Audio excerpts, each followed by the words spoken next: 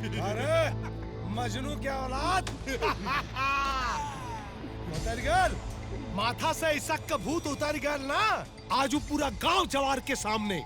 अरे तोरा थोबड़ा पे नो एंट्री का ठप्पा लगा के चल गई। ए घुंघरू, एक दिन तोरा खुशी के मातम में बदल दे। जवना गाल पे थप्पड़ मार के गई बड़ी ना, वही गाल के चूमे खाती ये गांव में आई है और उनका से बियाह का क्या अपन मेहरारू बना के लेके आई। 1 मिनट, अगर ना आइल तब? अगर आ गई तब? बॉस हाथ में कटोरा लेके 1 महीना ले भीख मंगी और सॉरी, और भीख में मिलल भिक्षा से अपन खर्चा पानी चलाइए का उस्ताद। चला ठीक है, अगर तो हनी बोल देले बाड़ा तो चला। ए रजवा, याद रख, आज तोरे इज्जत का सट्टा लग गई बा। अगर काजल गांव में ना आइल तो ये पूरा गांव जवार के सामने भरल पंचायत में तोरा हाथ में कटोरा थमाई। मंजूर बा। तो कब आई है काजल? जब हम मुंबई जाए तब। तो कब जाइबे मुंबई? जब जाए तो तोरा पता चल जाई। चल रे।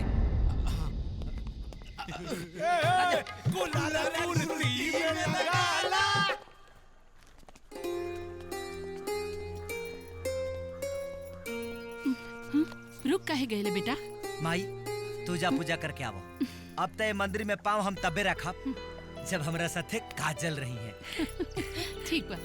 तो ठीक बा, अब तो हमू तबे जाब जब भौजी आई है। तब तो यही जी रहो। हाँ खड़ा हो जो। जय भोलेनाथ। सुन ली है तू काजल खातिर मुंबई जाता रहा? आजे जाता निशा। आज ले भगवान से हम कुछ नहीं की मंगनी, पर मोहब्बत मजबूर कर देले बा। तहरे खातिर काजल के जरूर मांगब।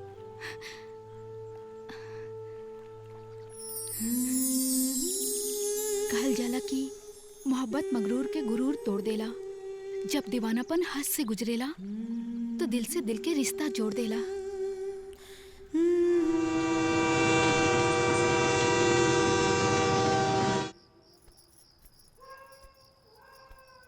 Boss, boss! अबे बाहर ना आई, धीरे बोल। गईल भैंसिया पानी में। मतलब? अब ही ने पता चलल है रजवा काजल खातिर मुंबई चल गईल। वेरी गुड, फैंटास्टिक, मजा आ गया। बाप मरना अन्हारे में और बेटा का नाम पावर हाउस। अरे यहाँ तक कजली खाली होके थप्पड़ मार ले रहे, शहर से तब जुत्ती मार के भेजी। उस्ताद, हाँ। कहीं लसिया गई तो का होई? होई का, बॉस के हाथ में होई कटोरा और गली गली बंगिए भी। दे दे राम, दिला दे राम, देने वाला सीताराम। का जी सपना निमर रहन नु, भगवान करे राउर सपना सच हो जाए।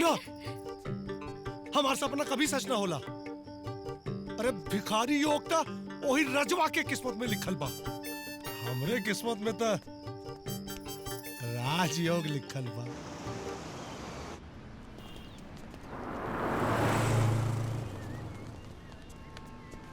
यार बंधु, बुझा ताकि चलत चलत अकड़ी पगड़ी जुड़ा जाए। इतना बड़ शहर में काजल मैडम के कैसे खोजल जाए? अब का भाई? एक गाड़ी में मैडम जी बाड़ी, काजल मैडम जी बाड़ी। का बात कर रहे हैं? मैडम जी, मैडम जी, मैडम जी, मैडम जी, मैडम जी, मैडम जी, मैडम जी।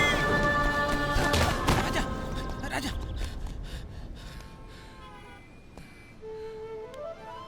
जे मोहब्बत में ठोकर खा के संभल जाला, वो एक दिन मंजिल पर पहुंच जाला। हमार झकास वाणी बता कि तोहार मोहब्बत के मंजिल आसे पास बा। चला।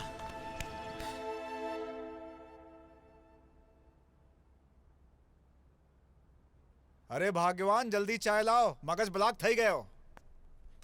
अरे एलो चा पियो, मारा खून नहीं।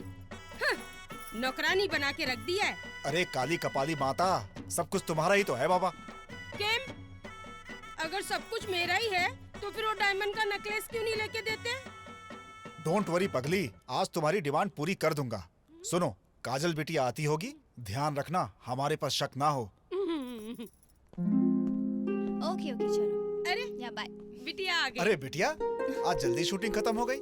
जी अंकल, वो एक्चुअली क्या हुआ, हीरो को सीन के दौरान मेरी सैंडल लग गई उसके मुंह पे, तो पैकअप हो गया। अरे, हीरो को सैंडल मारने वाला सीन था ना? अंकल, हाँ। आंटी कुछ ज्यादा ही स्मार्ट हो गई है। वेरी वेरी सैड सीन बेटा।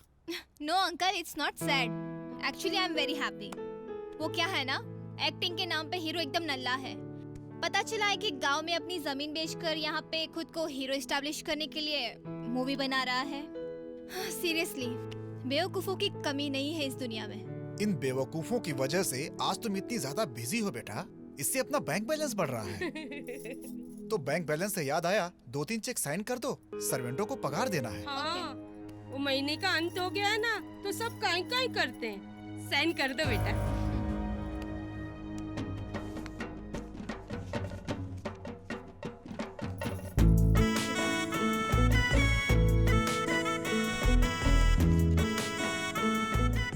फिर क्या कल सुबह शूटिंग होगी तो टाइम नहीं मिलेगा ना?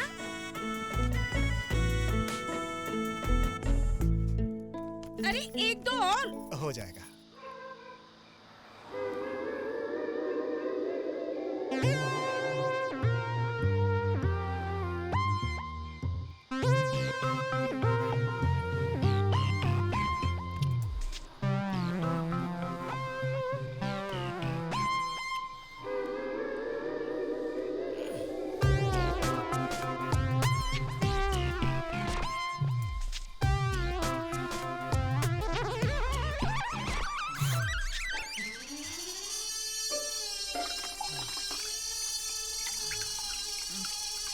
पाऊस आला रे, पाऊस आला. ए बाबू, उड्या.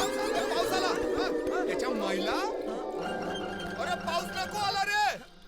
ये मेरे पे भूत मारा रे.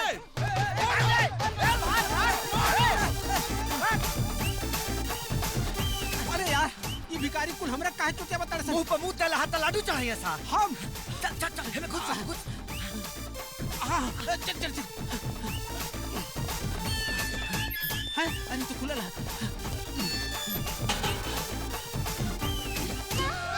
कुठे गेला रे? ए, कुठे गेला?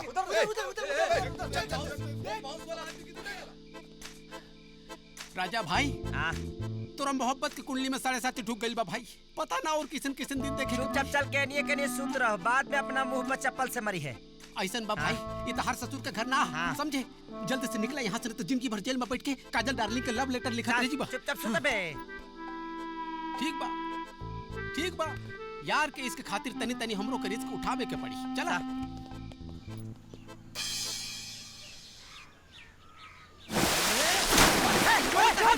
अरे चोर है, चोर चोर चोर चोर चोर कहां? वॉचमैन, जरा इन लोग का बैग चेक करो, क्या क्या चुरा के रखा है. जल्दी लाओ.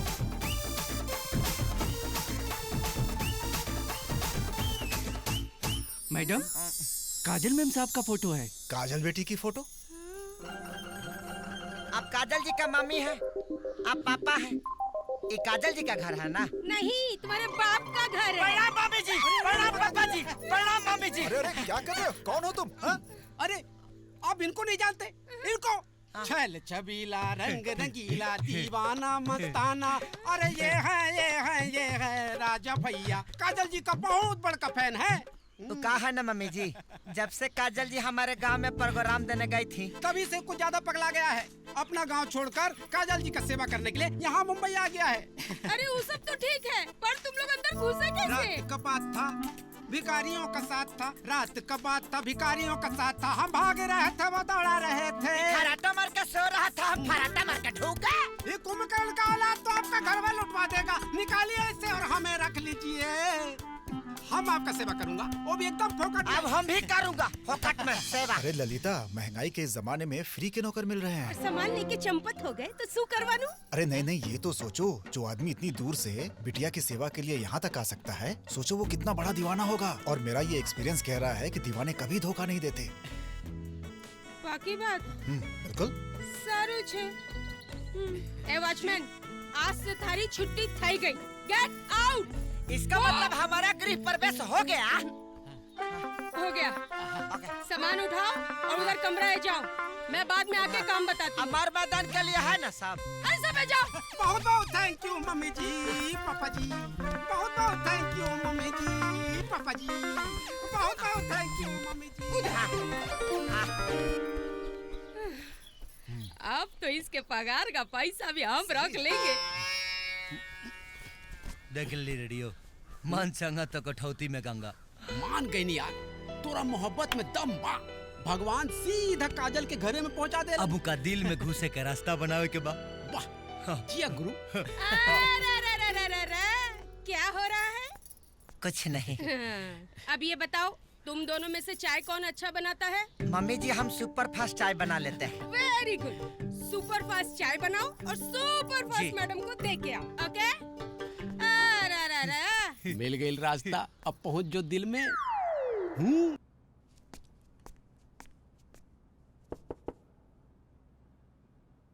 अंदर ढूके मैडम जी, ढूके।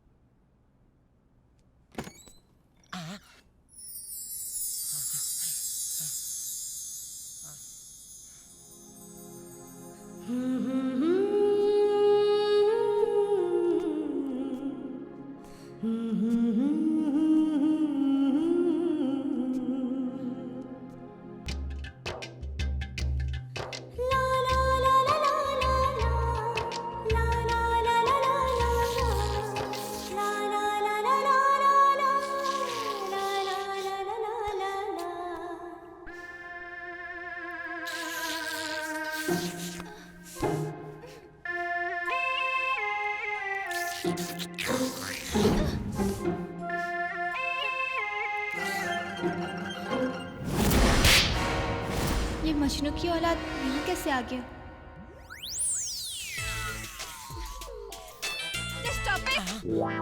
गुड मॉर्निंग मैडम जी, good morning. Just shut up. तुम मेरे ही घर में, मेरे ही बेडरूम में घुस के मेरे ही कप में कॉफी पी रहे हो? तुम्हारी इतनी हिम्मत कैसे हुई? गलती से मिस्टेक हो गया। किस पागल ने तुम्हें अंदर आने दिया? वो पापा जी। पागल है का? दरअसल बात ऐसा है ना कि आज से हम आपका सेवक हैं। आप खिसियाइए जान, हम अभी अभी गुड मॉर्निंग वाला चाय बना के ला रहे हैं। Sorry, coffee. चाचा जी। चाचा जी, चाची। चाचा जी। सूत है बेटा। तमे आने उड़को छो। ये तुम्हारा जबरदस्त फैन है, इन्हें आज ही नौकरी पर रखा हूँ। नो वे अंकल, आप इसे अभी इसी वक्त यहाँ से बाहर निकालिए। ये इसका दिमाग ना क्रैक है। इसने मुझे आई लव यू बोला, और आई लव यू तो छोड़ो, ये मुझसे शादी करना चाहता है। और देखिए मैडम जी, आपने हमको एक झापड़ मारा था, वो बोल दीजिए पापा जी से। देखा, सुन लीजिए। एक थप्पड़ खाने के बाद भी यहाँ पे पहुँच गया। अब तो आप समझ ही सकते कि कितना बड़ा पागल है। अभी आप इसको यहाँ से निकालिए। देखिए मैडम जी, अगर आपका मन कर रहा है तो हमको एक झापड़ और मार लीजिए, लेकिन हमको यहाँ से भगाइए मत। हम आपको बिना देखे मर जाऊंगा। मैं ही कुछ करती हूँ। वॉचमैन, वॉचमैन जी। नमस्ते मैडम। अब ये बंदर कौन है? बंदर नहीं मैडम जी, मैं आपका नया वॉचमैन और राजा का लंगोटिया यार, रेडियो। जैसे राजा आपके बिना नहीं रह सकता है, वैसे ही मैं राजा के बिना नहीं रह सकता हूँ। कृपया करके इसे यहाँ से मत भगाइए मैडम जी। अरे यह बेचारा तो आपका सेवा करने के लिए अपना गाँव छोड़ के यहाँ चला आया है। इसके जज्बात को बुझने का तनिको तो कोशिश करिए मैडम जी। चुप रहो। मैडम को सफा बुढ़वा का समझ रखा है। देखिए मैडम जी, हमारे दीवानापन को गलत मत समझिए। न हम आपके बारे में बुरा देखते हैं और ना ही किसी को देखने देंगे। हम तो आपका खाली सेवा करना चाहते हैं, हमारा विश्वास करिए। तितली मारी बात समझ, दोनों फोकट के नौकर हैं। दोनों पालतू कुत्ते की तरह हमारी दिन रात सेवा करेंगे। Whatever. Move. जी। I said move.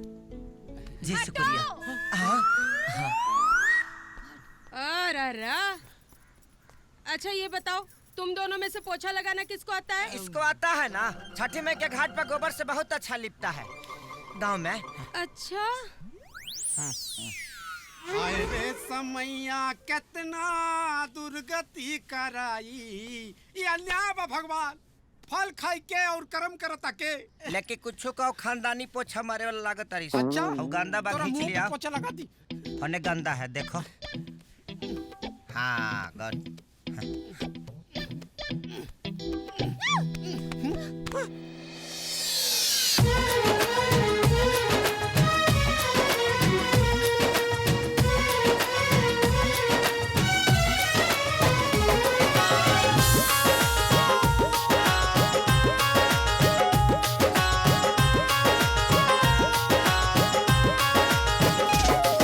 नबे में चंदा उगल बाड़े छत पाउडा तानी सपना के रात पा। नबे में चंदा उगल बाड़े छत पाउडा तानी सपना के रात पा। मोहब्बत के पानी ऐसा, मोहब्बत के पानी ऐसन फेंको नसीब बीच के। ले गईल दिल हमारी ओढ़नी से खींच के। ले गईल दिल हमारी ओढ़नी से खींच के।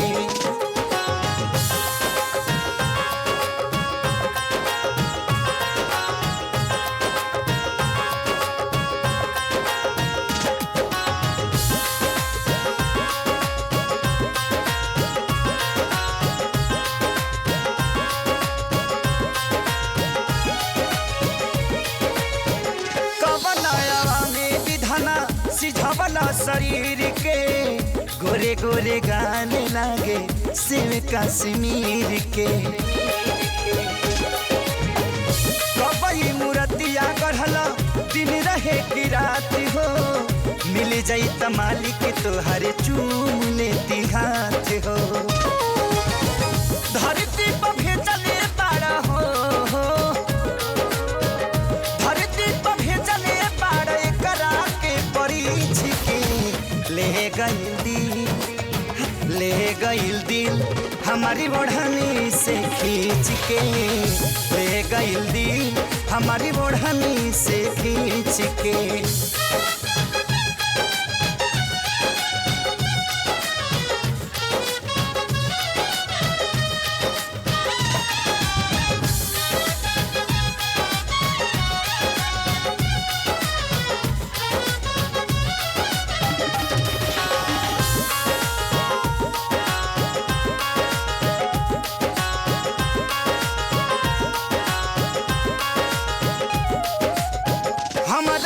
देख के जब से मुस्काई दिलिया दिमाग वो करे में अझुराइल। मन करे करा के देखी बार बार हो। खुल जाई भाग जहिया बन जाई हमारे हो। पान के पतैया जैसे हो,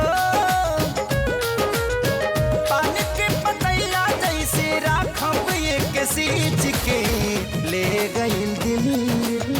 ले गईल दिल हमारी ओढ़नी से खींच के। ले गईल दिल हमारी ओढ़नी से खींच के। मुझे टच करने की तुम्हारी हिम्मत कैसे हुई? अगर मैं आपको नहीं पकड़ता तो आप गिर जाती, आपको चोट लग जाता और दर्द मुझे होता। जाओ जाके मेरे सैंडल लेके आओ। हाँ जी सर जी, मैं 8 बजे तक पहुंच जाऊंगी। Don't worry. हाँ बिल्कुल। ओके बाय। जल्दी लाओ।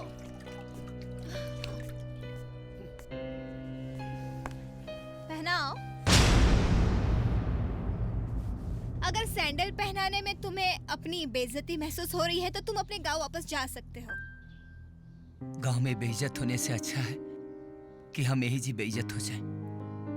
मतलब? हम बताई थे मैडम जी, असल में जब आप गांव में आई थी और सबके सामने जब आपने इनको थप्पड़ मारा। जवार के सामने। अरे तोरा थोबड़ा पे नो एंट्री का ठप्पा लगा के चल गई। याद रख, आज तोरे इज्जत का सट्टा लग गई। अगर काजल गांव में ना आई तो ये पूरा गांव जवार के सामने हरल पंचायत में तोरा हाथ में कटोरा थमाई। मंजूर बा। ओ आई सी। इसका मतलब तुम भरे समाज में भिखारी बनने से बचने के लिए मुझे अपनी दुल्हन बनाना चाहते हो और मुझे अपने गांव ले जाना चाहते हो, राइट? मैडम जी, भिखारी तो मैं कल भी था और आज भी हूँ, लेकिन मेरे लिए तो दुनिया की सबसे बड़ी दौलत आप हैं। वेल, लेट मी क्लियर वन थिंग। अगर तुम मेरी दौलत हासिल करने के लालच में यहाँ आए हो तो एक बात समझ लो, ये जो बंगला है ना, वो मेरे चाचा जी का है और उन्होंने मुझे पाला है और अब मैं उन्हें पाल रही हूँ। आमदनी, अठन्नी, खर्चा, रुपया तो तुम्हारे हाथ में कुछ नहीं आने वाला। मैडम जी, मुझे आपके सिवा कुछ नहीं चाहिए। अच्छा एक बात बताओ, अगर मैं तुम्हें कुछ देना चाहूँ तो तुम क्या लेना पसंद करोगे? जन्म जन्म के लिए आपका साथ। तुम लोग इतने बेवकूफ क्यों होते हो? झूठी शान के लिए अपनी जिंदगी क्यों बर्बाद कर रहे हो?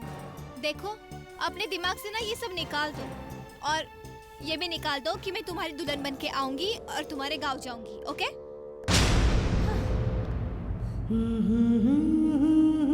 अगर दिमाग में रहतू तब नू निकाल देती, लेकिन तू तो दिल में बस गई बड़ू। हेलो बेटा। गोड़ लगता नहीं माई। खुश रहा बेटा। और तू बाड़ा कहाँ? आज बानी लौका खरीदे। लौका? अच्छा ये बतावा, काजल से भेंट भइल हा कि ना तोरा? अरे ना ना माई, ऐसा कोनो बात नहीं है, हम तो काजले के कोठी पे बानी। अच्छा अच्छा, तो ये बतावा कि काजल से बातचीत होला तोहरा कि ना? ना माई, वो बहुत प्यार से बोलेली। वो कहा ना माई कि वो रेडियो बोल देले बना क्यों कैसे बियाह का क्या हम गाँव लेके जाए वाला बानी। अरे बेटा, तब तो खूबे खिसिया गए हुए। अरे ना ना माई, वो तो बहुत प्यार से बोलेली और जहाँ प्रेम होला वहाँ खीस पीत ज्यादा दिन तक ले ना टिकेला। ठीक बा बेटा, हमारा आशीर्वाद तोहरा साथे बा हमेशा। हमरा बहू के जल्दी लेके आवा। हाँ, अपन ख्याल रखिए। हाँ बेटा। भाई रे, हमार एगो कहना मान ला का, अपन दिल मजबूत कर ला। अरे आखिर कब ले बेइज्जती बर्दाश्त करबा यार? जब तक ले नफरत के खंजर हमारा दिल के चीर के ना निकले। क्या बकबका रहे हो? काका कुछ ना, सोते के कोशिश कर रहे हैं, लेकिन ये नहीं लग रहा है। हाँ। तुम ना मानसिक रूप से थोड़े बीमार लग रहे हैं, तुम्हारा इलाज जरूरी है। 5 मिनट के अंदर मेरे रूम में आओ।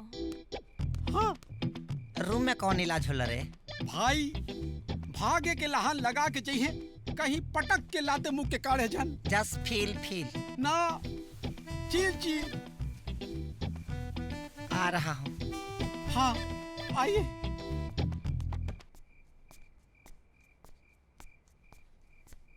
गुड मॉर्निंग मैडम जी। अभी गुड मॉर्निंग नहीं चल रहा है। हमको क्या पता चलेगा, बहुत लाइट जलता है तो समझ में नहीं आता है। अच्छा ठीक है, तुम्हें मसाज करना आता है? जी हाँ जी, आता है ना। माई के कपार में जब भी दर्द होता था ना, हम ऐसा मसाज करता था कि दर्द छू मंतर हो जाता था। मैं हेड मसाज नहीं, बॉडी मसाज की बात कर रही हूँ। आप मेरा अग्नि परीक्षा ले रही हैं का मैडम जी? तो मसाज करोगे या नहीं? सॉरी मैडम जी, हम प्रण किया है ना, हम अपना मेहरारू के छोड़ के पराया मेहरारू के बॉडी नहीं छुएंगे। हाँ। और जब तक शादी नहीं होता तब तक आप भी हमारे लिए पराया नारी हुई ना। सीरियसली तुम बहुत इंटरेस्टिंग पर्सन हो, पागल। अच्छा ठीक है, चलो हेड मसाज ही कर दो। जी की रहवा तेल चलेगा? ये क्या होता है? मुड़ी में ढील होता है, सब निकल जाता है। हाँ ओके। वहाँ ऑयल रखा है, मसाज कर दो। ये पुछ आ रहा है इधर से। अच्छा एक बात बताओ जी, तुम्हें कार चलाने आती है? जी, गांव में टायर बैल चलाए हैं और ट्रैक्टर भी चलाए हैं। मैं ट्रैक्टर की नहीं, कार की बात कर रही हूँ। जी आप कह रही हैं तो चलाइए लेंगे। ठीक है, तो कल से तुम्हें मेरी कार भी चलानी है और मेरे बॉय का भी काम करना है, ठीक है? बॉय का होता है? जो चाय पानी पिलाता है। दोनों एक साथ? चलो अब तुम जाओ, सुबह जल्दी उठना है, 9 बजे की शिफ्ट है, ठीक है?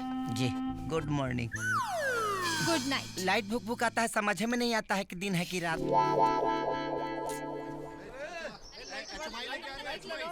अरे मोहिनी, डोंट वरी, मैं बिल्कुल टाइम पे तुम्हारी पार्टी में पहुंच जाऊंगी, ओके?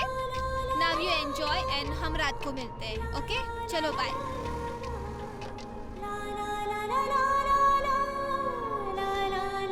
अरे पगलू, आगे देख, बच्चे की जान लेगा क्या? अरे मैडम जी, अरे मरे से डर लगता है ना। अरे अक्ल के दुश्मन, मौत से सबको डर लगता है। हमको नहीं लगता है।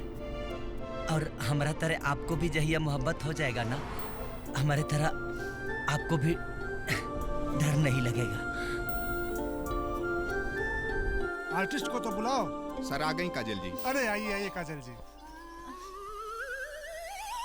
तुम यहाँ शूटिंग देखने आए हो? जी नहीं नहीं, आपका सेवा करने। तो जाओ मेरे लिए चेयर लेके आओ। जी।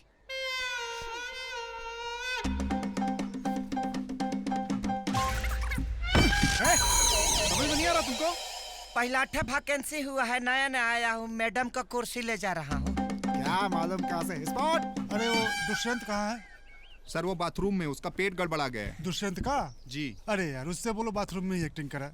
कोई दूसरा आर्टिस्ट देखो फटाफट, टाइम नहीं है, बहुत टाइम लग रहा है यार। सर वो देखिए, वो चलेगा क्या? वो? अरे यार तुम स्क्रिप्ट पढ़े हो? अपने स्क्रिप्ट में यंग विलेन है यार, वो बुढ़ा आदमी चलेगा? यंग विलेन जिसका दीवानापन पागलपन के हद से गुजर जाता है। कोई दूसरा देखो जो विलेन जैसा हो। सर जी। क्यों ना आप मेरे बॉय को ट्राई कर लेते हैं? ये जैसे आपको चाहिए वैसे सारे गुण मेरे बॉय के अंदर है। Nice, good suggestion. Ajay ji. Makeup कराओ इनको। मैडम जी, हम फिल्म वाली में काम नहीं कर सकते हैं, हमको शौक नहीं है। तो मेरी बात नहीं मानोगे? कह रही हैं तो मान लेंगे। हाँ मेकअप करवाओ और कॉस्ट्यूम परफेक्ट है। आइए। अरे नहीं, हम कपड़ा नहीं पहनेंगे। ये कपड़ा हम जगदे चाचा के बाराती के लिए अच्छा खरीदे हैं। अरे नहीं, कुछ नहीं होगा, चलेगा। ये अच्छा लग रहा है। अब फट जाएगा तो? नहीं फटेगा सर, आइए ना। आइए सर, आइए।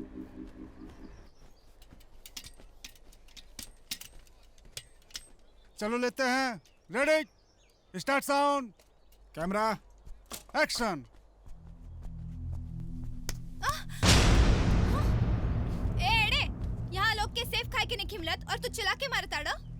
सेव के छोड़ा, तारू सुवाई हमार दिमाग इतना खौजिया देले बा कि मन तो करे था कि बम चला के मार दी, लेकिन तू तो खुदे एगो बम बाड़ू। गुड। आइंदा हमसे बदतमीजी कैले ना तो जब ई बम भड़क जाए तो दुनिया के कौनो पागल खाना में तोहरा की जगह ना मिली। हमके कहीं और ना, तोहरा दिल में जगह चाहिए। ये तुम क्या बकवास कर रहे हो? सवाल जो भी हो लेकिन जवाब तुम ही हो, दुख जो भी हो लेकिन सुख तुम ही हो। सर ये डायलॉग तो स्क्रिप्ट में है ही नहीं, अपने मन से बोल रहा है। रास्ते कोई भी हो लेकिन मंजिल तुम ही हो, गुस्सा कितना भी हो लेकिन प्यार तुम ही हो। कट। बट राजा, तुम्हारा डायलॉग विलेन के पटरी पे चलते चलते हीरो के प्लेटफॉर्म पे पहुंच गया। जी। जो भी हो, अपने मन की बात नहीं, स्क्रिप्ट की डायलॉग बोलो। अजय। यस सर। याद कराओ इनको। बात ऐसा हम पहला ठक कर रहा है ना, तो हमको थोड़ा गड़बड़ा रहा है। चलो लेते हैं। Start sound, camera, action. ओए मिस्टर, खुद के देवदास और हम के पारो मत समझो। हम काजल है काजल, जब आँख में लग जानी तो देखे वाला पगला जाला, और जब कहीं और लग जानी तो दाग पड़ जाला। बहुत चुनहा भैलू, अब अपना प्यार के दाग तोहरा खूबसूरत ओठ पर चुम्मा लेके लगाई।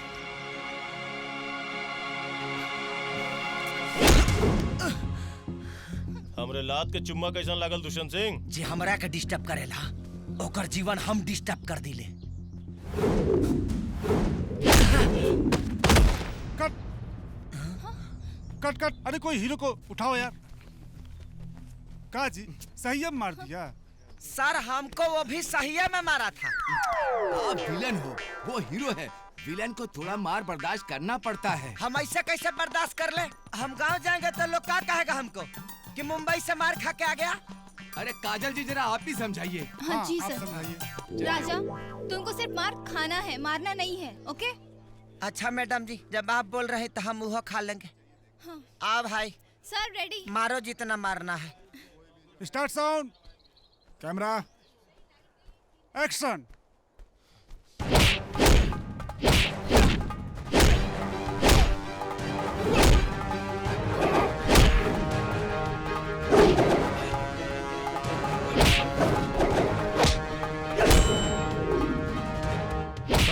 देवजी राजा को सही में पंच मार रहे हैं।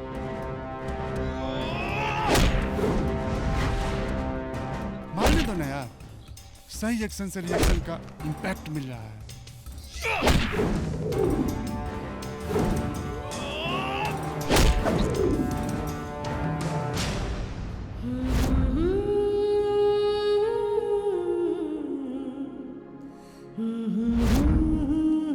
सर, इस साल ना बेस्ट डायरेक्टर का अवार्ड आप ही को मिलेगा।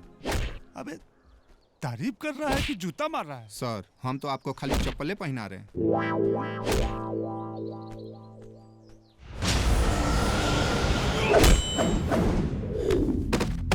अगर जिंदा बच गए तो याद रखिए, काजल हमार जान है।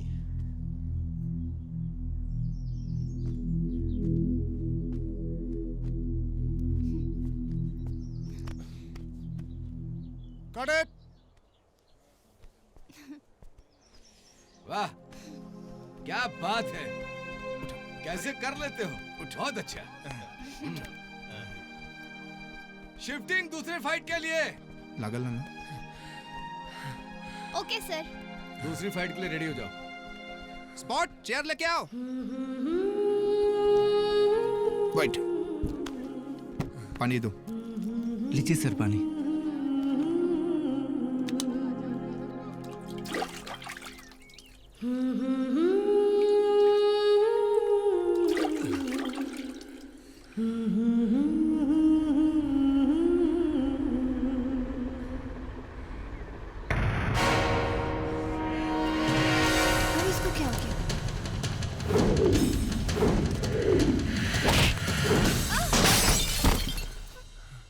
शाबाश यार, तुमने तो कमाल कर दिया। अगर काजल बेबी को कुछ हो जाता तो हमारे तो फिल्म की वाट लग जाती। काम तो तुम विलेन का कर रहे हो, लेकिन रियल लाइफ का हीरो निकले। शाबाश, गुड। चलो चलो, अपना अपना सब काम करो। बहुत अच्छे, संभाल के चलो। खुश है ना मैडम जी? Thank you.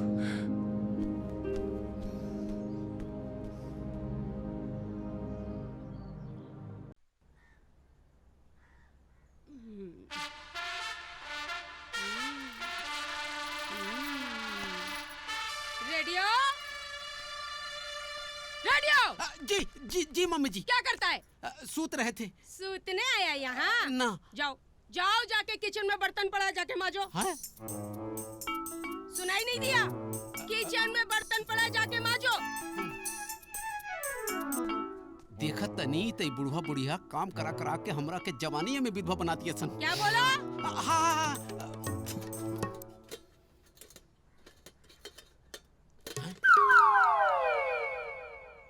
जब ये मशीनवा है ये है, तो फिर हमको अपना हाथ घिसने का क्या जरूरत? जब ये कपड़ा इतना साफ धोता है, तो ये बर्तनवा तो एकदम सफेदी का चमकार बना देगा। यही ठीक है। हाँ।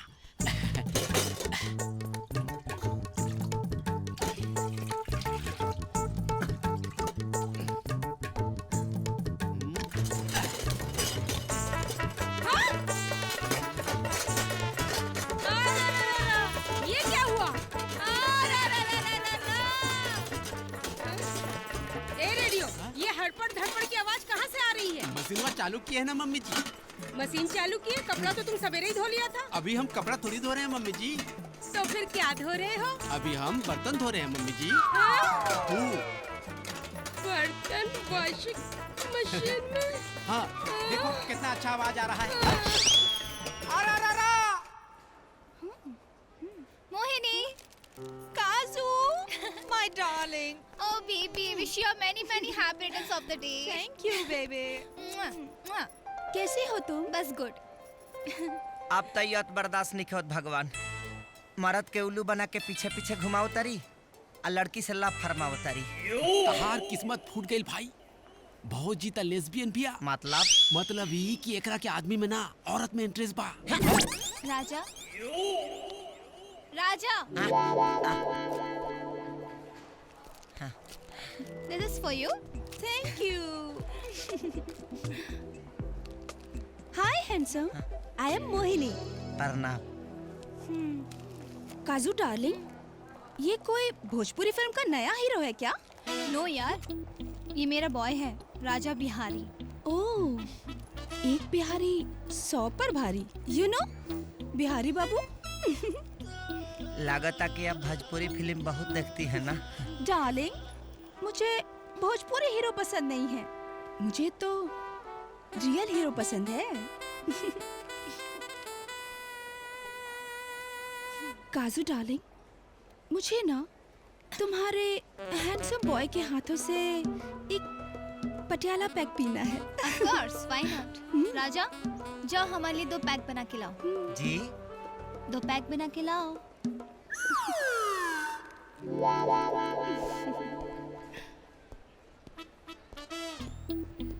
हाथ हो गइल बा। बाप दादा कबो दारू का मुंह ना देखलस, और हम यहाँ पैक पर पैक बनाओ तानी, वो एगो लड़की खाती। डोंट वेरी यार, औरतों की गुलामी करना आजकल की मर्दों की निशानी है।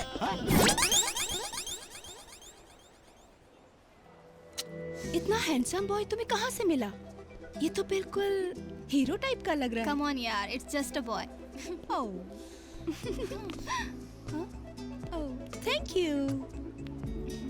Cheers, dear. Cheers.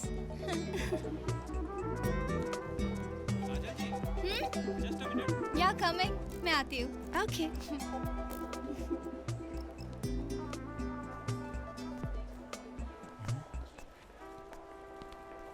काजू डार्लिंग तुम्हें कितना पगार देती है बिहारी बाबू? हम पैसे के लिए काम नहीं करते, अपनी खुशी के लिए मैडम के पास है। अच्छा, तो मैं तुम्हें उससे ज्यादा खुशी दूंगी, तन से भी और धन से भी। मेरे बॉय बन जाओ। देखिए मैडम जी, अगर मैं ईमान बेचता ना तो शायद दुनिया का सबसे अमीर आदमी होता। Good thought. तो बॉयफ्रेंड बन जाओ। तुम्हारा परफॉर्मेंस अच्छा रहा तो मैं तुम्हें अपना हस्बैंड भी बना सकती हूँ। बिस्तर पे किए हुए फैसले से रिश्ते नहीं जुड़ते, उसे जोड़ने के लिए 2 दिलों के बीच मोहब्बत होना बहुत जरूरी होता है।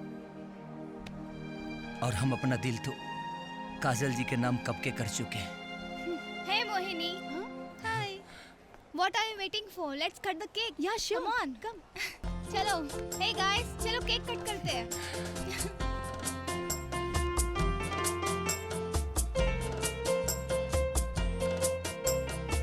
Happy birthday to you. Happy birthday to you. Thank you. Happy birthday dear Mohini. Happy birthday to you.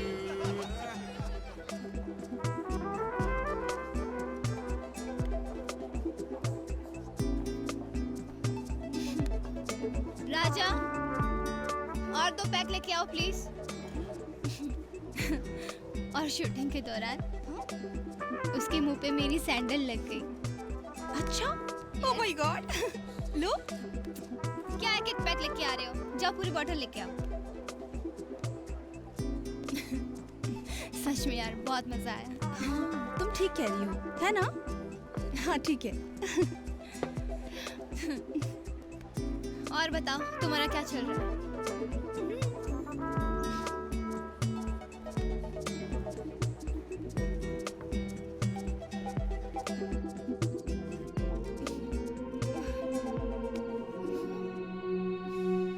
Madam जी, मैडम जी, राजा।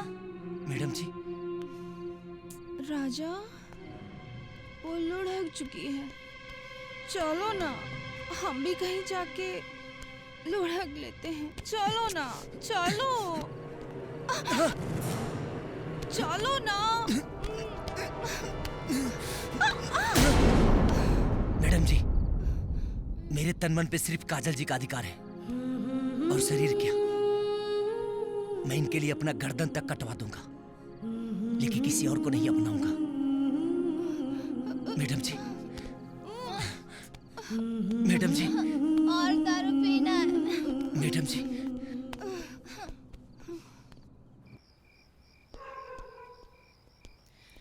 और दारू चाहिए। का रे बाबू शादी से पहली पेनल्टी मार दे का। अपन चोंगा बंद कर, ई दारू पी ले बड़ी। हाँ भाई रे की बेवड़ी मेहरारू के भूल जो। हाँ हमरा आज बुझा गई भाई। हाँ तहरा से का ई बिहार के कौना मर्द से बियाह ना करिहन। काहे? अरे यार बिहार में दारू बंद हो गई बा। हाँ अगर कहीं रात बिरात जरूरत पड़ गई हाँ तब का होई। अगर एक को सीसी कहूँ घर में पकड़ा गई हाँ। तब पूरा घर सील। हाँ हाँ देख बेटा, हम मजाक के मूड में बिल्कुल नहीं है। अच्छा ओवरलोड बहुत ज्यादा। हाँ देखा था नहीं। ई बताओ मम्मी पापा कहाँ है? मम्मी पापा हाँ बुढ़ौती में जवानी के मौसम आयल बा। हाँ सिनेमा हॉल में कुर्सी तोड़े गई बा। हाँ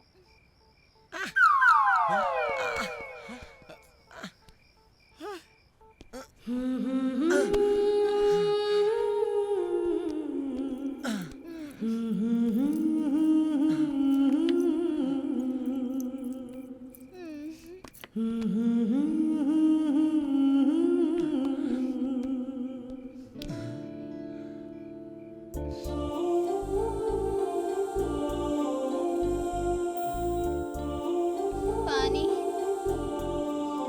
पानी पानी पानी।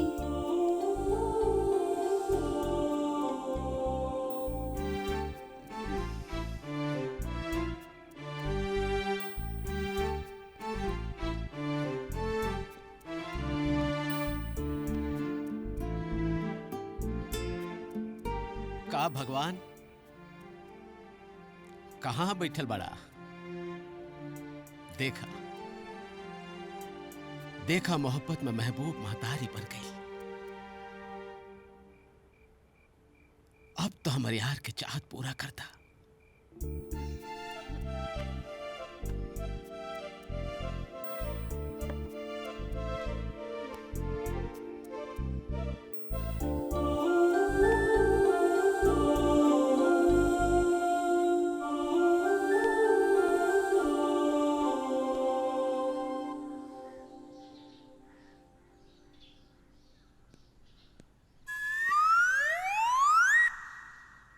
गुड मॉर्निंग मैडम जी।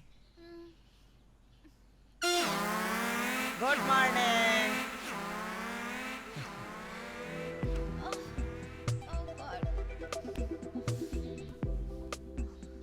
ये क्या लाए हो? वही जो अपराध के पार्टी में पी के ढिमला गई थी। पापा जी बोल रहे थे कि जैसे लोहा लोहे को काटता है वैसा ही दारू दारू को काटता है। 2 पैक मारिए सब हैंगओवर बाहरी।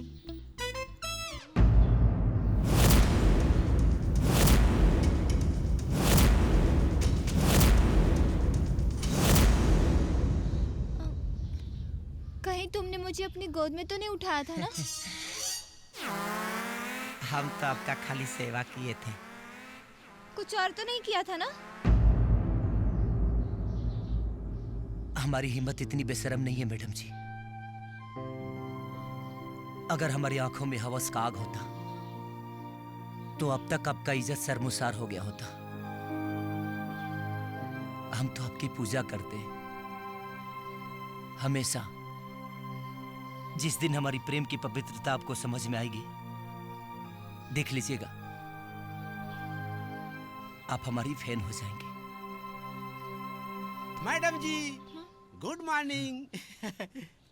अरे बिहाने बिहाने बेबड़ा पार्टी शुरू हो गया। पागल हो क्या? नहीं मैडम जी, पागल तो डायरेक्टर प्रोड्यूसर हो रहे हैं आपको कहानी सुनाने के लिए। चलिए पापा जी बुला रहे हैं आपको। अच्छा ठीक है, तुम लोग जाओ, मैं आती हूँ फ्रेश होके। और हाँ सुनो, मेरे लिए एक ब्लैक कॉफी बना के लाओ विदाउट शुगर। नमस्ते मैडम, ये है फिल्म के प्रोड्यूसर और हम हैं निर्देशक अरविंद दुबे। काजल जी, एज ए प्रोड्यूसर मैं पहली बार फिल्म बना रहा हूँ, इसलिए कुछ डिफरेंट करने की कोशिश कर रहा हूँ। गुड। फिल्म सोशल है बट सेक्स का जबरदस्त तड़का लगाया गया है। एक काजल मैडम, फिल्म का जो टाइटल है ना, वो है पलानी में जवानी रोता। Good, nice title. मेरा कैरेक्टर क्या है? कैरेक्टर का क्या कहे मैडम, समझ लीजिए कि आप भोजपुरी की सनी लियोनी है। Wow, good. कॉस्ट्यूम डिजाइनर कौन है? ड्रेस की कोई टेंशन ही नहीं है मैम। फिल्म के ज्यादातर सीन्स में आप कलरफुल पैंटी ब्रा और आर पार दिखने वाली सिफोन की साड़ी में है। ओके। कहानी कुछ ऐसा है मैडम कि जब जब आप परदेसी पिया के प्यार पाने के लिए तड़पती हैं, तब तब आपके जवानी का जो शोला है वो एकदम भड़कने लगता है और आप उस शोला को ठंडा करने के लिए बर्फ के सिली पर मुखौवा पलट जाती है और बर्फ को अपने जिस्म से रगड़ने लगती है। मैडम, आपके सांस की गर्मी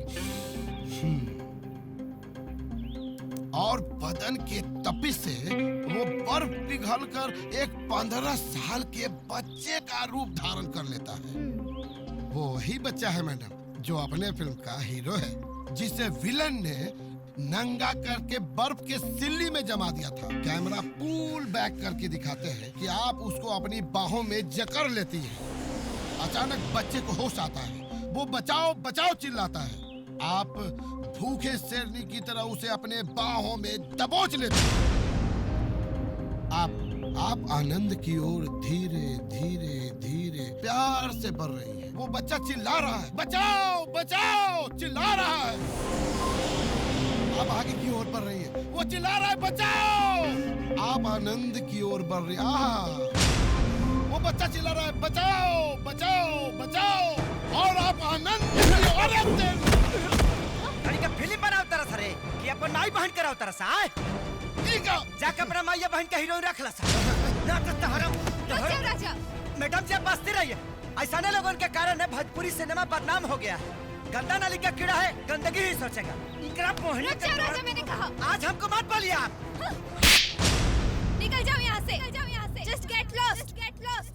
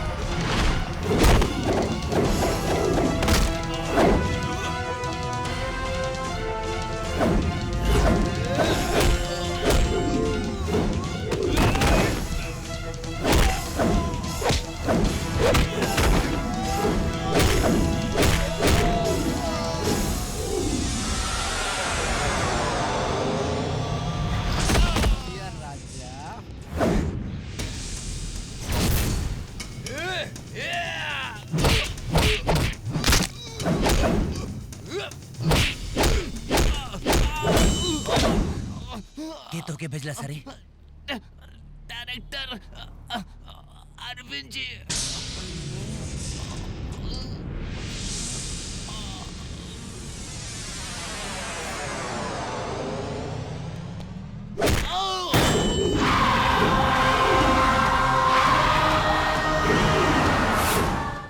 अबे ढोलक बिस्तर आवे कि बड़ पे बे बाट ली बॉस। एक खौरा कुकुर अभी ले जियते बा, देखी तो जरूर भोगी। शुरू हो गल तो ड्रामा। अरे बहुत तेज घाम भइल बा मर्दे, तोहार कपाल बथे लागी। आओ देखी बॉस, चल ओढ़ ला।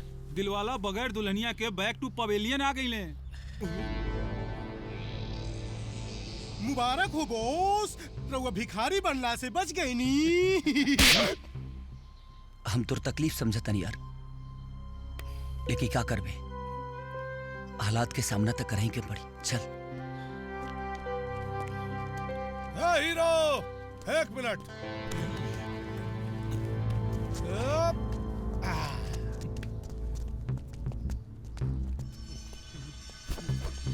हमरा के मालूम रहे कि काजल के नाम का मऊर तोरा माथे पे ना बनाई। जो बाबू, नहा खा के तैयार हो जाओ, हम पंचायत बुलावे चाहता नहीं, और पूरा पंचायत के सामने तोरा के भिखारी बनाई। ढेर खुशी मनावे के जरूरत नहीं खे। राजा तोहरा हाथ में कटोरा जरूर पकड़े हन, काहे कि काजल भौजी अपन शूटिंग खत्म करके सीधा ये गांव में ही आवे वाला बड़ी। ये तो हाई वोल्टेज की झटका दे देहलस। कब आ रहा बिया काजल? अगले महीना। महीना साल ना, तारीख बताओ तारीख। 26 तारीख ना 27, 28, 29, 30, 1, 2, 3, 4, 5 पूरा महीना बोल दे। अरे हम कहते तो बानी। हम तारीख बताओ तानी। अगर 1 तारीख तक कजलिया ना आइल ना, तो एकरा के घर से घसीट के ले आई और पूरा पंचायत के सामने भिखारी बनाई। 1 तारीख। चला ढोलक तबला। ते झूठ काहे बोलिए कि काजल आए वाला बड़ी? का करती यार, ये घुंगरू के आतंक से बचे के और ये कोनो उपाय ना सूझल भाई। काश की समय से पहले काजल यहाँ चले थी। हाँ। क्या बात है बेबी, ये तुम्हारे चेहरे पर मायूसी का मेकअप क्यों चढ़ा हुआ है? कुछ नहीं यार, बहुत अजीब सा फील हो रहा है। हाँ? कुछ अच्छा नहीं लग रहा। डोंट वरी बेबी, ये तुम्हारे वीरानेपन की दवा ना तुम्हारे पास ही है। मतलब वो तुम्हारा बॉय राजा किधर है? वो अपने गांव चला गया। गांव चला गया? जहाँ तक मैंने राजा को समझा है, वो इतनी आसानी से तुम्हें छोड़ के जाने वालों में से नहीं है। हाँ, जरूर तुमने ही उसे भगा दिया होगा, है ना? क्या करते यार, वो घर आए, प्रोड्यूसर डायरेक्टर पे उसने हाथ उठा दिया। अच्छा, हाँ जरूर उन लोगों ने तुम्हारे साथ बदतमीजी की होगी, इसीलिए उसने ऐसा किया होगा। मैंने राजा को आजमाया है, मैंने देखा है उसका दीवानापन। वो तुमसे बेइंतहा मोहब्बत करता है। तुम्हारी खुशी के लिए वो अपने आप को भी बलि चढ़ा सकता है। तुम बहुत किस्मत वाली हो, क्योंकि तुम्हें राजा जैसा इंसान मिला है। जब तक तुम्हारी जवानी है, तब तक करियर है। जिंदगी जीने के लिए प्यार की जरूरत होती है, सच्चा प्यार। बाकी तुम्हारी मर्जी।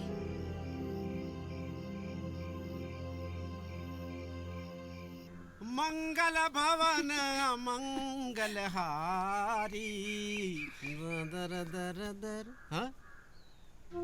काकी हो, हमने मंदिर से आ गए निशान। आई राजा साहब अभी ले दतुने करते बड़े। माई लागत है कि मंदिर के प्रसादी कुछ ज्यादा ही चोरा के खा ले बा, यही से एकरा दिमाग के स्पीकर झंझनाता।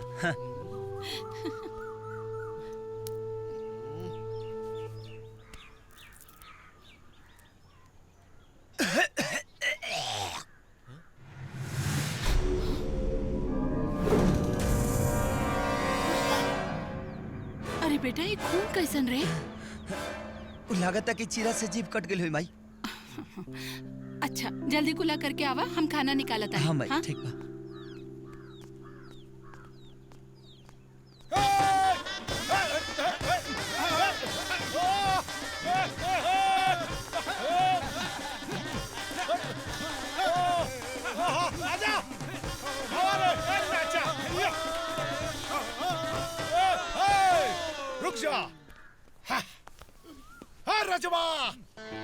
बाहर निकल।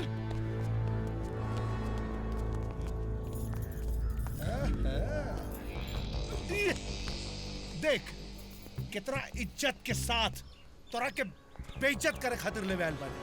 चल चौपाल में पंचायत लागल बा। चल आज हमहू देख लेतनी कि मोहब्बत कौना तरे जलील होला। बजाओ मैं तो चिंता मत। चल रेडी हो।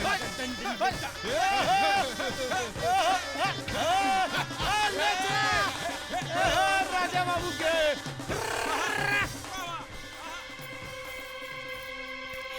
हे तुलसी मैया, हमार बेटा की इज्जत अब तोहरे हाथ में बा। देख ली गाँव वालन, रजवा शर्त हार चुकल बा। कजली एकरा मुंह पे थूक के चल गई।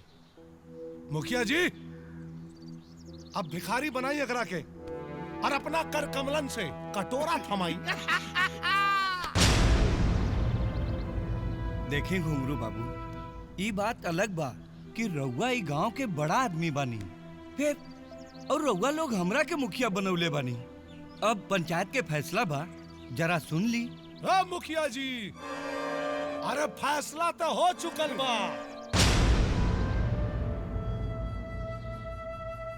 अगर रउआ के शर्म आओ था ना तो हमरा से कहीं हम एकरा हाथ में कटोरा थमाई। ओके बॉस।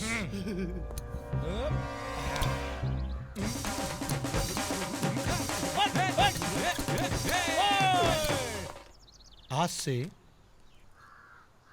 तोर भिखारी योग शुरू हो गई बा। हाथ फैलाओ।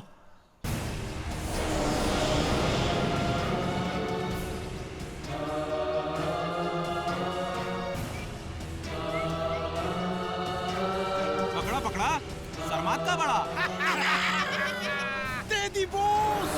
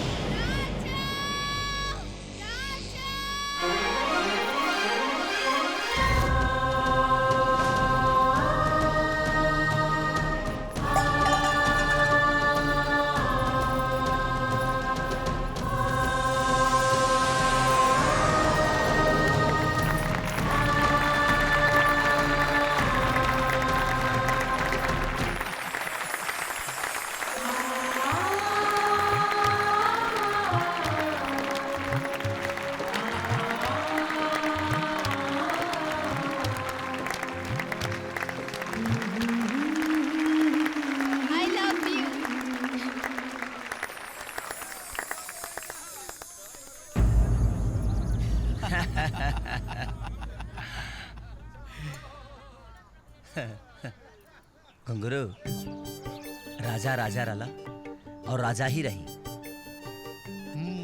इला घुंगरू, ई तोरा हाथ में कटोरा जानता रहा वर्ल्ड कप के ट्रॉफी खनी लगा था। ला आज से प्रैक्टिस शुरू कर दा। भीख मांगे क्या है? एक मिनट। हाँ बाबू देखा। उन्हें हम अपन हाथ से कर देता नहीं। हाँ। धंधा अच्छा हो। दे दे राम, दिला दे राम, बोलते घूमो सुबह सुना घुंगरू बाबू, 1 महीना तक जितना कमाईबा ना वही में गुजारा करे के पड़ी, और ज्यादा चालाकी कैला ना तो तकलीफ बढ़ जाई।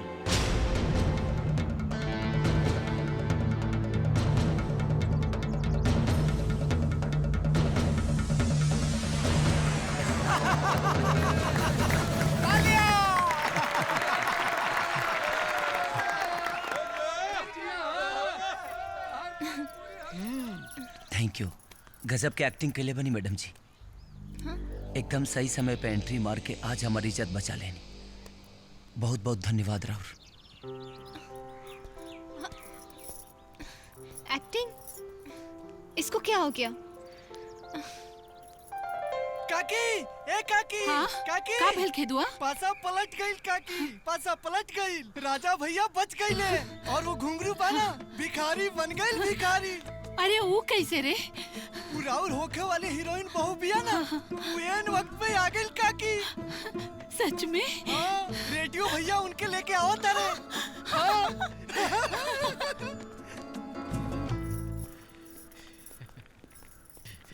ये घर है मैडम जी, आइए।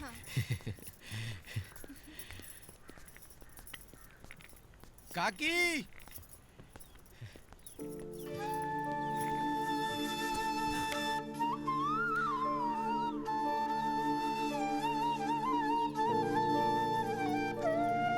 खुश रहा बेटा। अपना घर के लक्ष्मी मान के तोहर आरती उतारा तानी। एक उपकार करिहा, हमरा बेटा के कब्बो छोड़ के मत जइहा। मरते दम तक साथ निभाऊंगी माँ जी, वादा करती हूँ। चला पहले बाया पाँव बढ़ावा।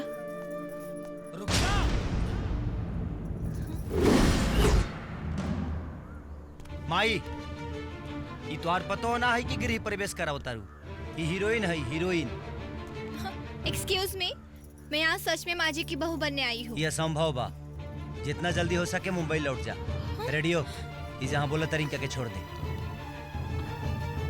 ये का बोला था भाई? माँ जी, आपका बेटा तो सच में बहुत भाव खाने लगा है। बेटा लागत है कि तोरा कोनो बात से उनका चोट लागल बा। तब तो लगता है मरहम भी मुझे ही लगाना पड़ेगा।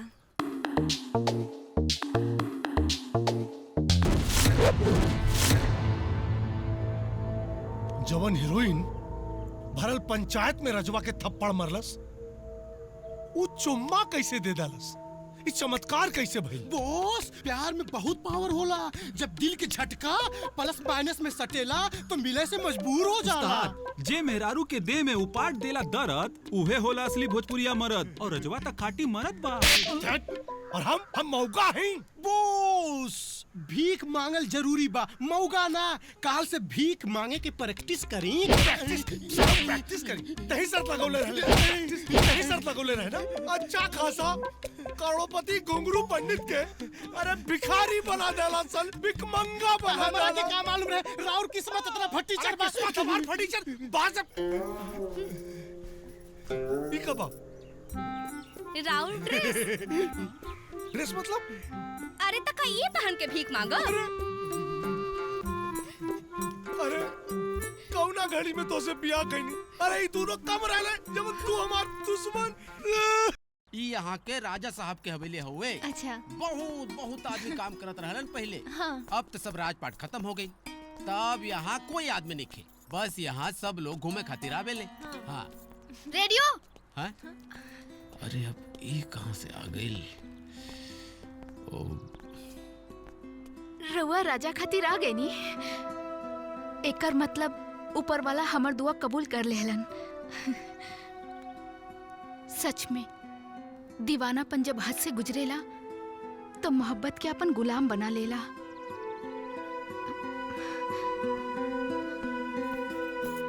कौन है ये? निशा है। जितना राजा आपसे प्यार करेले उतने ही राजा से प्यार करेली। पगली है, राजा के प्यार में पगली। चलिए उस्ताद, शर्माई मत। बॉस, अरे चलिए उस्ताद। बॉस, अरे डोंट वेरी बॉस। अपनी सोच के खास बात नोच के साइड में रख दी और धंधा स्टार्ट करी बॉस। अरे तो पागल बड़े का ला जाओ तो भिखारी बनी कैसे? अरे कोनो बात ना उस्ताद, धीरे धीरे आदत पड़ जाई। अभी कटोरा के जल्दी से आगे बढ़ाई और कोनो सुपर हिट भिखमंगा गीत गाई। बॉस याद आ गई। दे दे राम दिला दे राम, देने वाला सीताराम। ना ये बहुत पुराना गाना है। अबे हम मोहम्मद रफी वाला। हाँ गाई। जाने वालों जरा मुड़ के देखो मुझे, इंसान हूँ मैं तुम्हारी तरह। कैसन गौनी है? वाह बॉस, वाह। चला फिर तू ही पकड़ कटोरा, तू ही पकड़। चला जाने वालों जरा मुड़ के देखो मुझे। ए बॉस, हाँ मुखिया जी सजा तोहरा के सुनौले बाड़े तो भीख हमनी के काहे मांगी? ई पकड़ी कटोरा। अरे पकड़ी ना कटोरा, पकड़ी ना। चली। जाने वालों जरा मुड़ के देखो मुझे।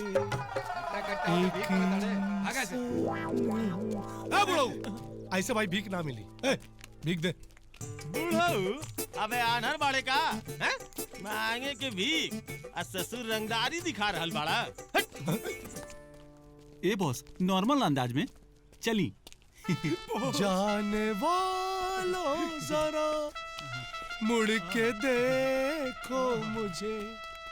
क्या बात बा? कौनो भिखिया काहे न देतो रे? चिंता नट बॉस, अक्सर भिखारियों के साथ ऐसा घटना घटेला।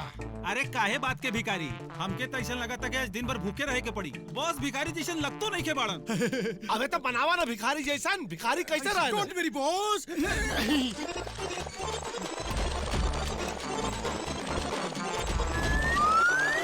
अब लगा था नहीं ओरिजिनल भिखारी। चली गाना शुरू करी। जाने वालों जरा भगवान के नाम पे दे दो। मुबारक हो बॉस, मुबारक हो। भगवान तोहार भला करे। हाँ, बॉस अब तो भाभी भी भिखारी समझ ले ली। मुबारक हो। अरे ये कहाँ जाता रे? अरे हार कब खरीद ले? हाँ 2 कट्ठा बेच देनी। 2 कट्ठा बेच दे? ड्राइवर गाड़ी चलावा। अरे कहाँ जाता रे? अरे रुक। हैला। धन्यवाद। बधाई हो बॉस। माँ जी आप इतना परेशान क्यों हो रही है? वो आ जाएंगे, आप कुछ खा लीजिए ना पहले।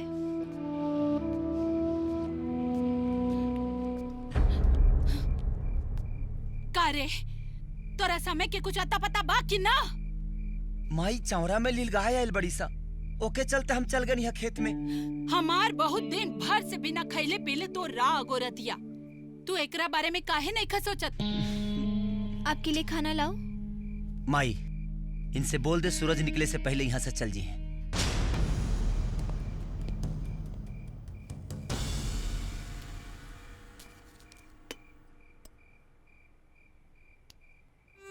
खुशी किस्मत बनल चाहता, हमार बेटा ओके ठोकर मारता।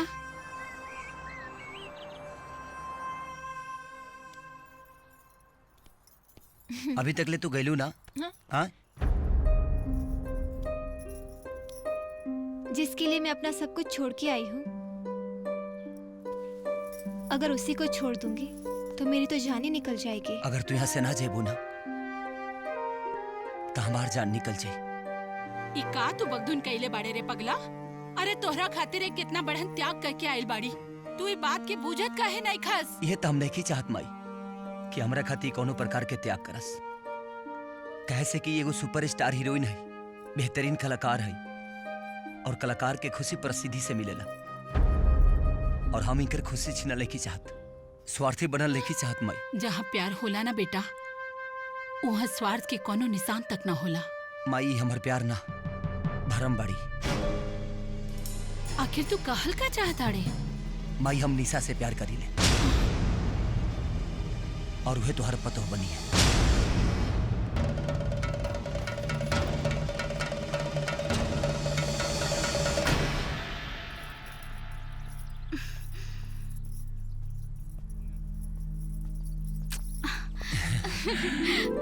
हाँ हम तो समझत रानी तो हमके भुला गए लोग बा, पर ऐसा नहीं खे। तहरा मन में कहीं न कहीं हम जरूर बानी। बतावा काहे बोलेले बाड़ा? ई तोहफा कबूल करा, एमे हमर दस्तानी मोहब्बत बा, पढ़ लिया। और हाँ, उम्मीद बा कि तू हमके जरूर अपना लेबू।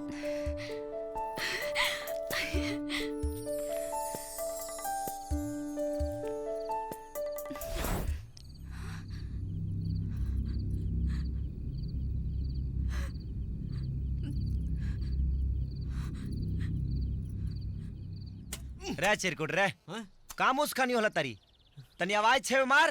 दूर मर दे, भूख के मारे पेट में चूहा कूदता और तोहरा काम सुझाता। अरे लइका जान मर बका यार। अरे अभी बर्दाश्त के गोली खोद, तब तक ले माई खाना लेके आ जाए। माई ना भौजाई लेके आवा ताड़ी, ओने देखा। हाँ?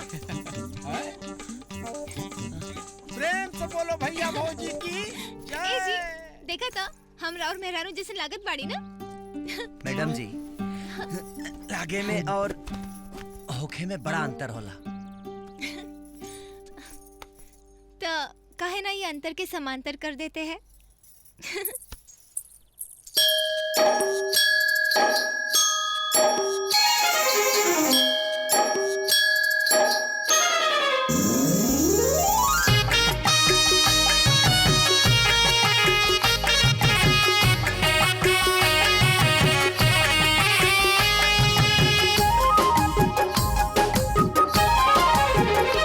तू तो ये तना ये जान खूबसूरत हो, कोई से किनले किछि न ले ई मूरत हो।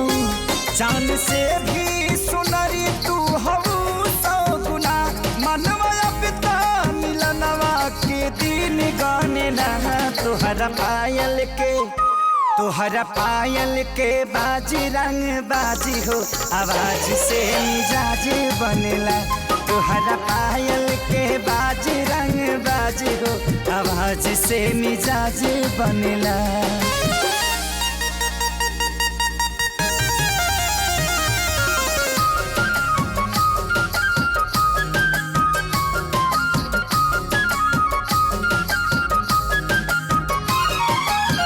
ओठवा से चूए तोहर मधवा मिसरिया, गिरी अखिया न कहीं साच हो। हिरनियन चाल देख के मनवा, हिरनियन जाला नाच हो। पिया कातिल, हाँ पिया कातिल, तोहार दुनू नैना बड़ा ही दगाबाज लागेला। जब तू हंस हंस के बोले ला बोलिया, बोली में बड़ा राज लागेला। जब देलू तो हंस नस नस तानेला। तोहरा पायल के बाज रंग बाज हो, आवाज से मिजाज बनेला। तोहरा पायल के बाज रंग बाज हो, आवाज से मिजाज बनेला।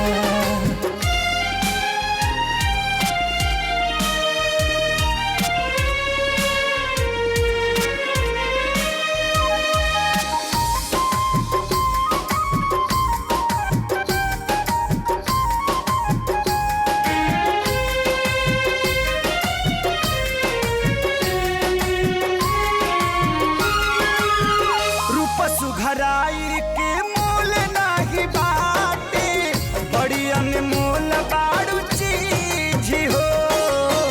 केहू के परे न तो हपटो नहीं नजरिया, बहिया में बांधे लौटा बीज हो। पिया छम छम, हो पिया छम छम, छमकेला पैजनिया, जवनिया ही लोर मारला।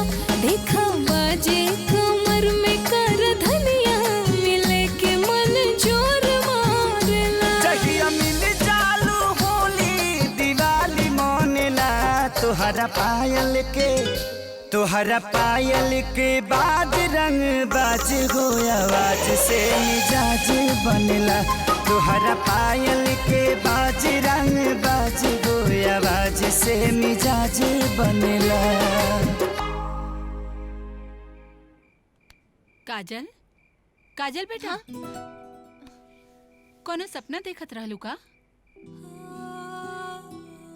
हाँ माँ जी, आज समझ में आया। जब सच्चा प्यार हो जाता है तो मन सपने से जाने लगता है।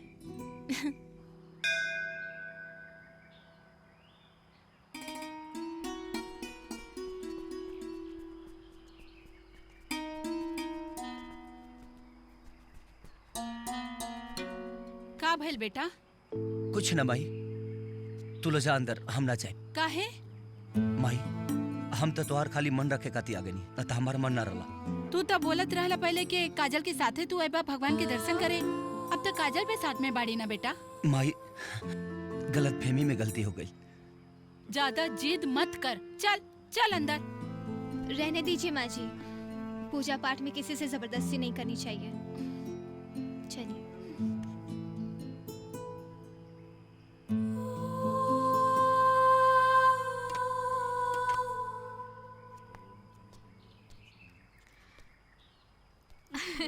हाँ। राजा,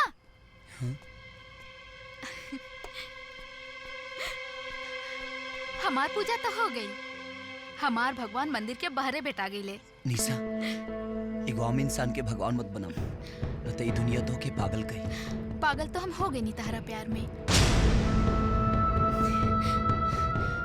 आई लव यू राजा।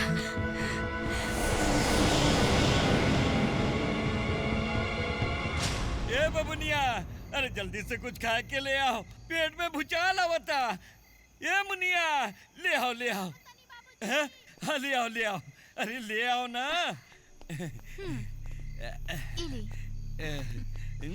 नमस्ते मुखिया जी। अरे नमस्ते नमस्ते। कहो राजा के माई, हीरोइन पतो पाके पूरा गांव जवार में बड़ा फेमस हो गई बाड़ू। अरे शादी के लड्डू कब खिएबू? लड्डू में मिठास शक्कर से आवेला मुखिया जी, बाकी और बेटी ओ में नमक मिर्चा डाल रहल बाड़ी। बेटी ई का कहतड़ी? युग युग से लोग प्यार के दुश्मन रहल बा बाबूजी, ओही में से ही हमार सासू माँ बाड़ी। सुन लेनी, कितना रोआब से ये रिश्ता जोड़ रहल बाड़ी। अरे ये हमार बेटा के मती मार ले बाड़ी। तनी अपनी बेटी के समझाई, हमरा बेटा के प्यार इतना पवित्र बा कि काजल जैसन हस्ती अपन सब कुछ छोड़ के हमार बहू बने खातिर आ गईली। ओकरा बिना ही मर जाई मुखिया जी। और हमार साथ बिना राउर बेटा जी ना पाई। ई तो हर भ्रम बा निशा। हमरा बेटा की जिंदगी के सहारा हमार काजल बाड़ी। हम तो हर आगे हाथ जोड़ता नहीं निशा। हमरा राजा के भुला द तू। माँ जी रहने दीजिए, मेरे लिए आपको किसी के सामने हाथ जोड़ने की जरूरत नहीं है। अगर राजा मेरे नसीब में होगा तो हम दोनों को मिलने से कोई नहीं रोक सकता। चलिए यहाँ से, चलिए। बॉस, हाँ, घाम में आइट के भीख मंगला से अच्छा बा कि रोज मंगरुआ के मुर्गी फार्म हाउस से एक एक मुर्गा चुरा के खाइल जाए। मेरे होशियारी मत मारा है? पता चल गया ना क्यों के तो ससुर कपारे पे अंडा फोड़ फोड़ के मुआ दिए सन। डोंट वेरी बॉस, 3 तीकड़ महाबीकड़। अरे जब केहू से बतौले न जाई तो कैसे पता चली? अबे अब तोरा पे कवन भी बता गई। मंगरुआ के पता बा कि मुर्गा के चुरौले बा। कैसे? अरे मुर्गवा चुरावे बदे हम ओही से खांची मंगले रहनी ना। अरे अजीब भी पतबाई है। मुखिया जी, ये सबन हमार मुर्गा के नोच चोट के पका के खाए जाता सन, यानी कि छोड़ी मत। चिंता मत कर मंगरू, सजा मिली। ये मुर्गी चोर के सजा मिली। ए घुंगरू, हमार बात कान खोल के सुन ल। तोहरा के 1 महीना और भीख मांगे के पड़ी। नहीं, गलत बात है। ई ना इंसाफी बा मुखिया जी, ना इंसाफी बा। ये है इंसाफ है। ए मंगरू, मुर्गा के उठाओ। हम तोहार मुर्गा के अपन हाथ से अंतिम संस्कार करब। उठा दे बे। अरे चल, थोड़ी सा दे दी। ए महाराज, ए मगरुआ। अरे एकदम निर्दयी बारे। उस्ताद, मुखिया बता ऐसा सजा सुनावता जैसे लगा था कि खैरात बांटा था। 1 महीना और भीख मांगा और कुल मुर्गवा भी अकेले खा जाई मुखियावा। सब सुन तो चलते भइले। पगला है का रे? हैं? अरे जकरा घर से मुर्गी चुरौला वही से खांची मांगे चल गेल। कूल डाउन बॉस, कूल डाउन।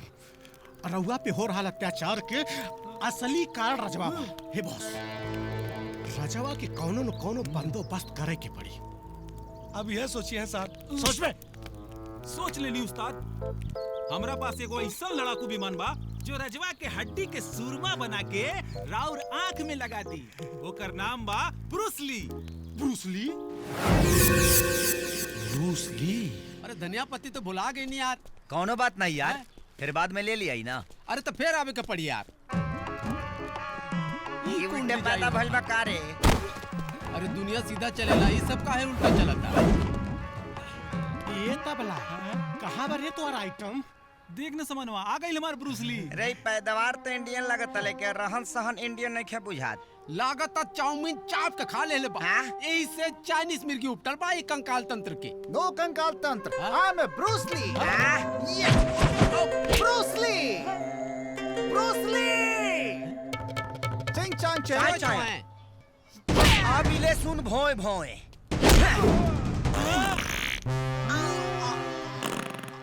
भोए भोए।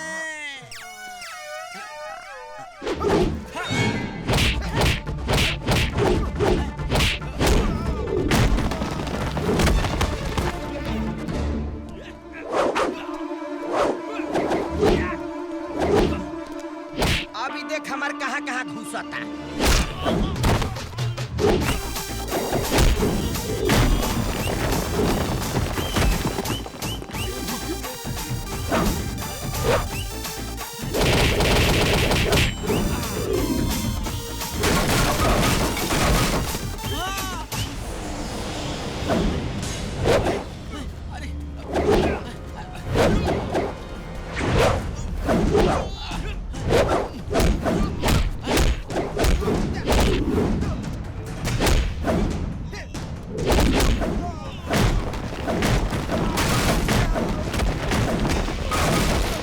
ढोलक अब चुपके से निकल चला।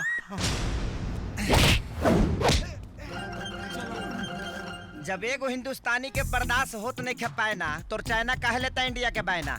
अरे कैसा घुसा रे? घुस बैठे यहाँ कैसा घुसा? जब घुसिए गया है तो चल तोरा कैसा जगह घुसा हो तानी कि फिर दोबारा बहरी ना आइबे। आओ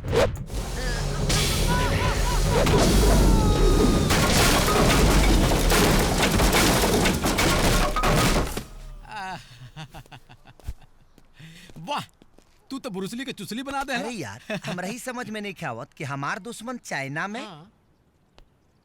पता नहीं कहाँ चले गए। क्या हुआ माँ जी? राजा का कुछ पता चला? ना बेटा, हर जगह खोज के आ गए नहीं, राजा के कहीं पता नहीं खे चलत। चारों धाम तो माही के चरण में बा, दुनिया भ्रमण तो आदमी के भरम बा। ऐसन उच्च विचार रखे वाला राजा भैया ये समय निशा के कोरा में बैठ के ताड़ी पिया ताड़ा। कहाँ बा? वही मुखिया जी के घर में। मुखिया जी तो पटना गइल बाड़ा, पूरा घर खलिए बा, वही में खेलत कूदत बा लोग। आज होकर सारा खुमारी हम निकाल दे। चल। हाँ, रुकिए माँ जी, ये मामला दीवानापन का है और इस दिल लगी से मेरा दिल ही निपटेगा। Radio follow me. हाँ।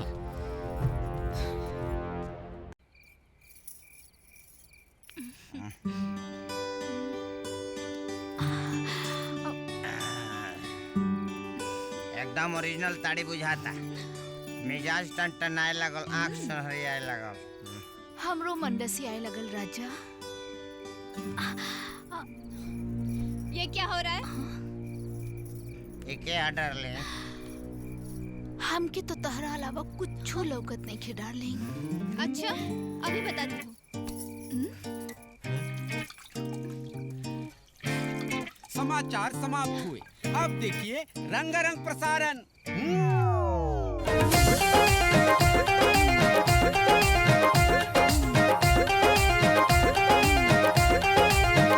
तोहरा प्यार के मनोती भखले बानी हम भखौती। तोहरा प्यार के मनोती भखले बानी हम भखौती। जहिया नु फंस जाई, जहिया नु फंस जाई लोभ वाला टोका दुर्गा माई जी के दुआरा। दुर्गा माई जी के दुआरा चढ़ाई बनावल मौका। दुर्गा माई जी के दुआरा चढ़ाई बनावल मौका। दुर्गा माई जी के दुआरा।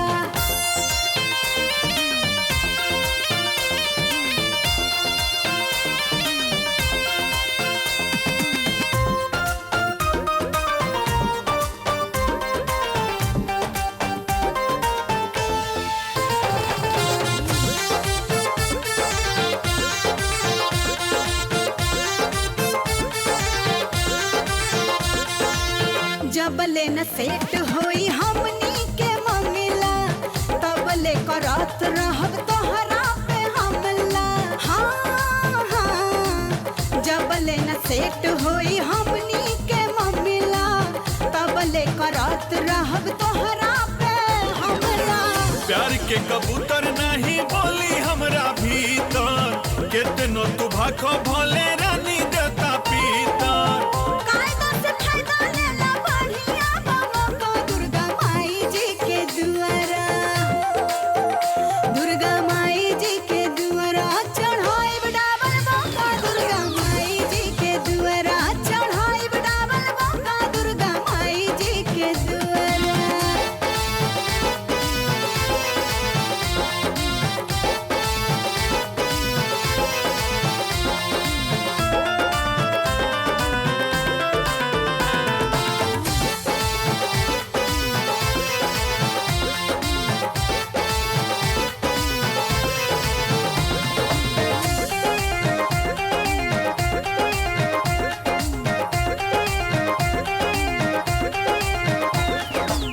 बाबा बंगाली से ले आइब हम जंतर ओहु से न मनवा त मरवाइब जादू मंतर। ए हो बाबा बंगाली से ले आइब हम जंतर ओहु से न मनवा त मरवाइब जादू मंतर। जादू टोना के काट हम जानी ले भूतवा पर तवा के बात नहीं मानी ले। दुर्गा माई जी के दुआरा दुर्गा माई जी के दुआरा चढ़ाई डाबल बोका दुर्गा माई जी के दुआरा चढ़ाई डाबल बोका दुर्गा माई जी के दुआरा। ना पटवे रे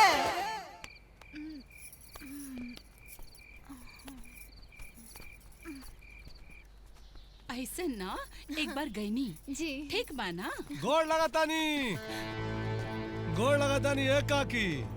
बहू कुछ छुट्टा पैसा होके तो निकाल के भिखारी के दे दा। वाह वाह आईनी न गईनी फलाना वो कहनी तो हार बेटा रजवा निशा के साथ लहर लूटता और इनके बहू कहता रू। ए बोस जैसे बिना पानी के मछली तड़फेले वैसे बिना मेकअप की हीरोइनिया तड़पतिया है। जितना दिल तड़पता है मोहब्बत उतनी ही गहरी होती है। मोहब्बत इतनो गहरी मत कर दी है कि मौत से मोहब्बत हो जाए। अरे डार्लिंग रजवा में ऐसा का रखल हो।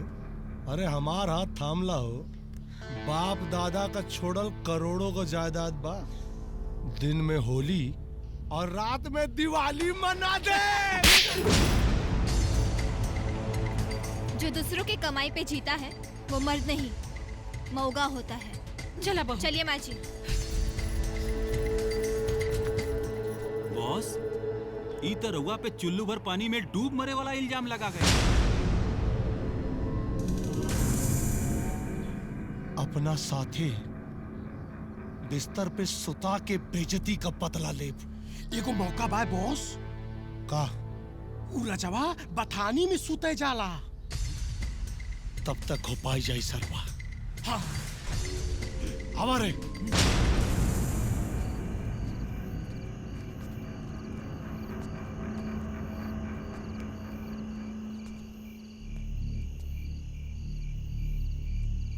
Follow me boss. शिकार सामने बा परम बाबा के नाम लेके हमला बोल दी। ठीक बा तोहनी यहीं रुका। Okay boss. Boss best of luck boss. नहीं बॉस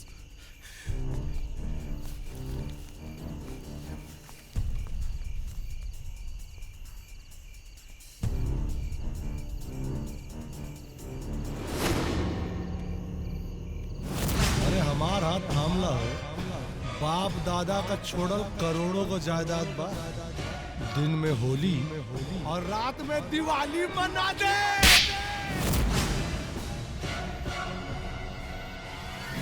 जो दूसरों की कमाई पे जीता है वो मर्द नहीं मौगा होता है।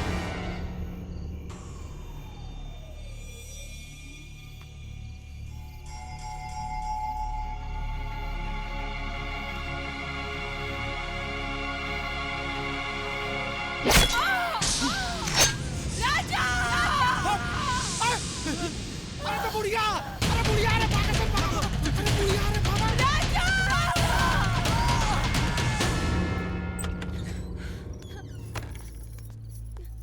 डॉक्टर डॉक्टर साहब अमर माई कैसन बड़ी?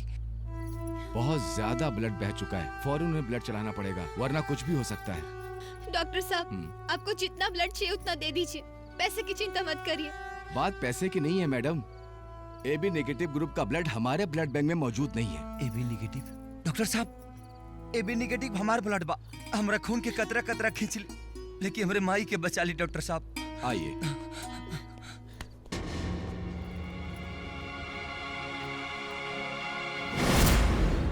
राजा, तुमने आने में बहुत देर कर दी है। पहले आते तो शायद मैं तुम्हारी कोई मदद भी कर पाती। मतलब ये है राजा कि सारी रिपोर्ट आने के बाद ये पता चला है कि आपको ब्लड कैंसर है और वो भी लास्ट स्टेज पर।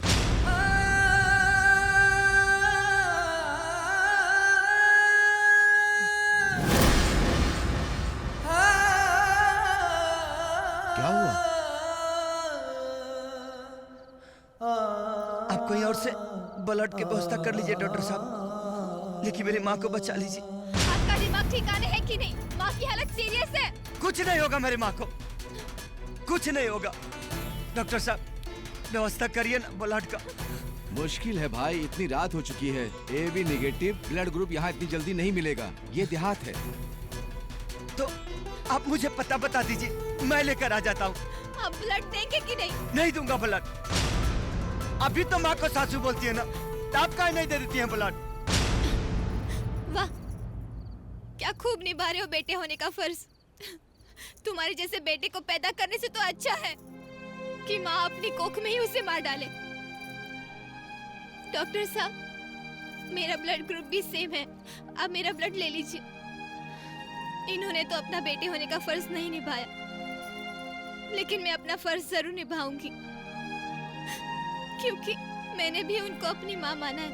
चलिए आइए।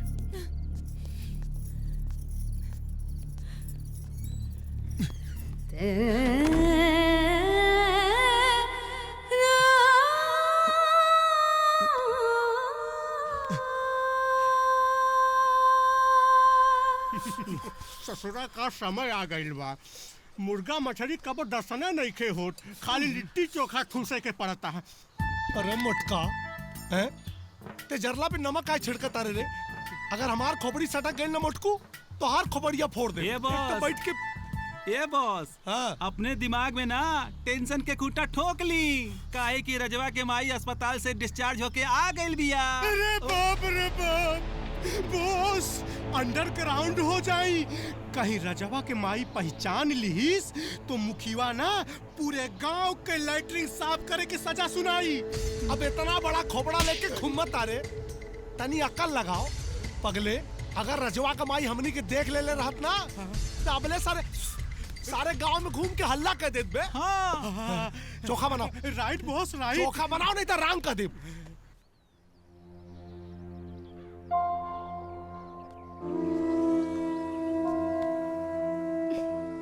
माई उठ दवा खा ले। माई माई उठ ना दवा खा ले। माई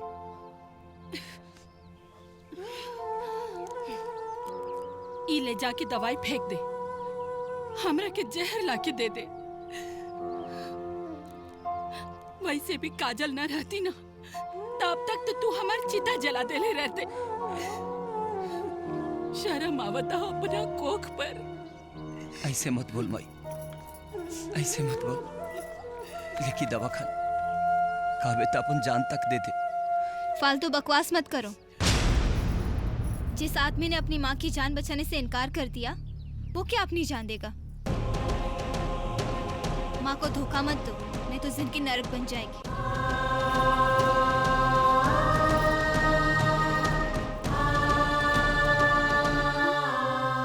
अच्छा माँ जी, कोई गलती हुई तो माफ कर देना। कहाँ जाता रू काजल? हमेशा खातिर मुंबई। जो इंसान अपनी माँ का नहीं हो सका वो मेरा क्या होगा। जिस राजा से मैंने प्यार किया था वो शायद मर चुका है। अच्छा माँ जी। राजा रोक ले काजल के।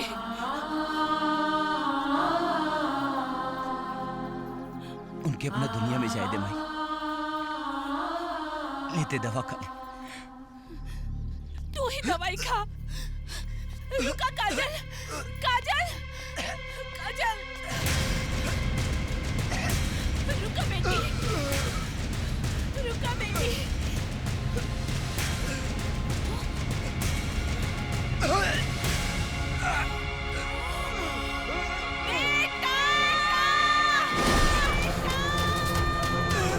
राजा, राजा,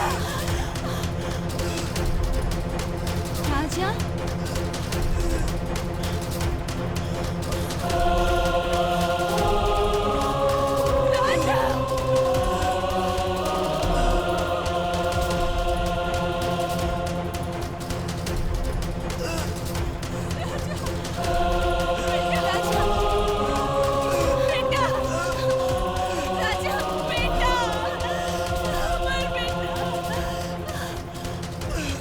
राजा क्या हो रहा है?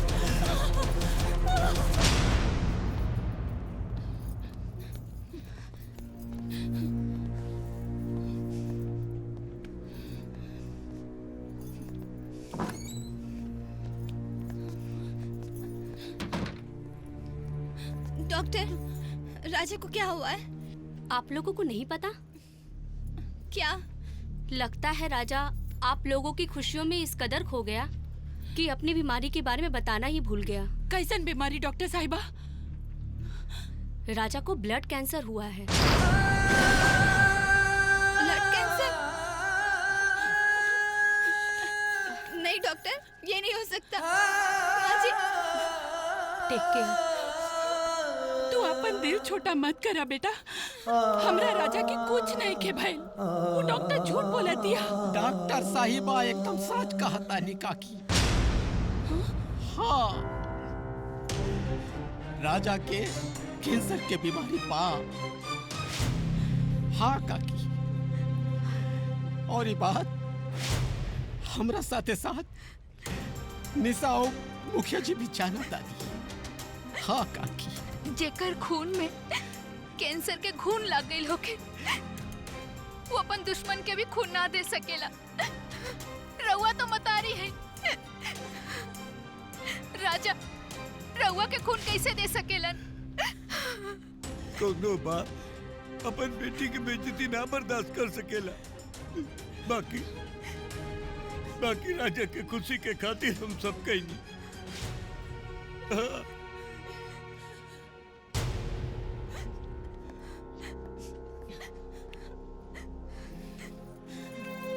हम तो राजा के उहे दिन भुला गई नी जिया तू ही आ गईलू। आज भी राजा के मन में तोहरा खातिर प्यार भरल बा, लेकिन जे खुद मौत के मुंह में खड़ा बा वो कैसे केहू के खुशी दे सकेला? हम तो नाटक करत रहनी प्यार के ताकि तुहार दिल टूट जाए, ताकि तू यहाँ से राजा से नाता तोड़ के चल जा। मेरा दिल समय का शीशा नहीं है जिसे तकलीफें तोड़ देगी। मेरा दिल मोहब्बत की वो चट्टान है जिससे मौत भी टकराएगी तो अपना दम तोड़ देगी।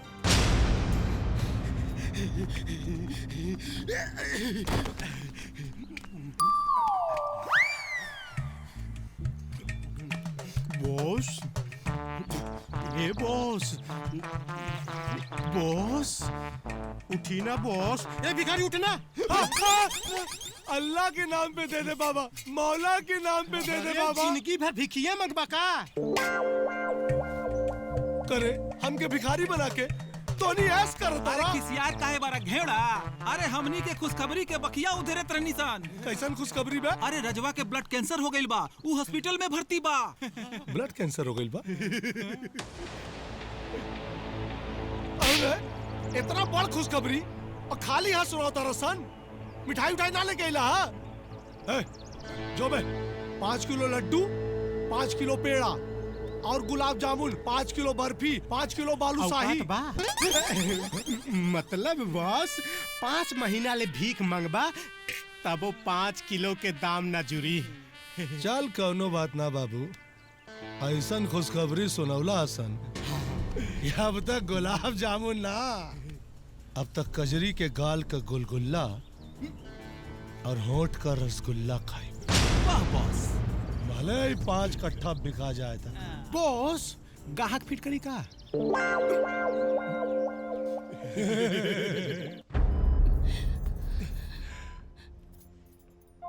माई होके अपना बेटा के दुख दर्द ना समझ सकनी, बहुत अफसोस बा बेटा। ए माई अपना बेटा खातिर कसाई कैसे हो गई। हमरा के माफ कर दे बेटा, अनजाने में बहुत भला बुरा कह देनी तोरा के हम। जिसके लिए सब छूटा वो रूठा तो रब रूठा। अगर ऊपर वाले ने हमें साथ जीने का मौका नहीं दिया तो मौत के बाद हमारा मिलन जरूर होगा। मौत कभी मोहब्बत से जीत नहीं सकती। मैं वादा करती हूँ जब तक मेरी सांसें चलेगी मैं आपको कुछ नहीं होने दूंगी। काजल जी, राजा की तबीयत बहुत ही क्रिटिकल कंडीशन में पहुंच चुका है। 2 दिन के अंदर बोन मेरो ट्रांसप्लांट कराना पड़ेगा, जिसके लिए आपको 20 लाख रुपए जमा कराने होंगे। जितनी जल्दी आप पैसे जमा कर देंगी, राजा का इलाज उतनी ही जल्दी शुरू हो जाएगा। याद रखिए, इलाज में जितनी देरी होगी, जान बचाना उतना ही मुश्किल होगा।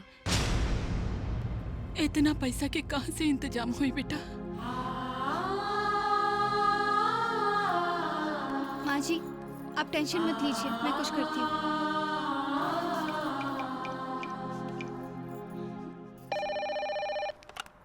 हेलो हेलो चाचा जी, काजल बोलो छू। मी नागेश भाव बोलतो रे बाबा। चाचा जी है? अरे बाबा, वो तो मुझको बंगला बेच के कब से यहाँ से फुर हो चुका है। उनका कोई दूसरा कांटेक्ट नंबर होगा तो दीजिए ना प्लीज। नको रे बाबा।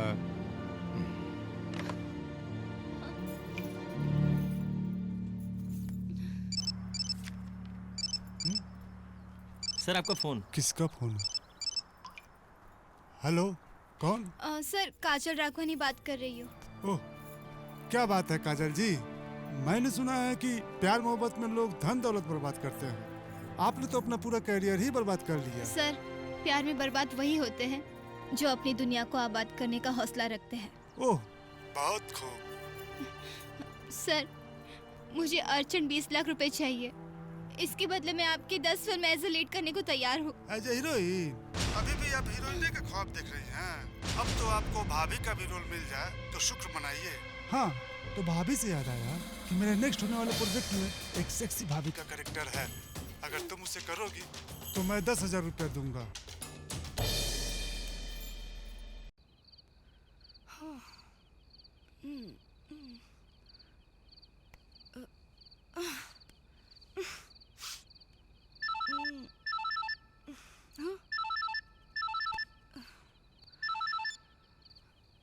हेलो हेलो मोहिनी, काजल बात कर रही हूँ।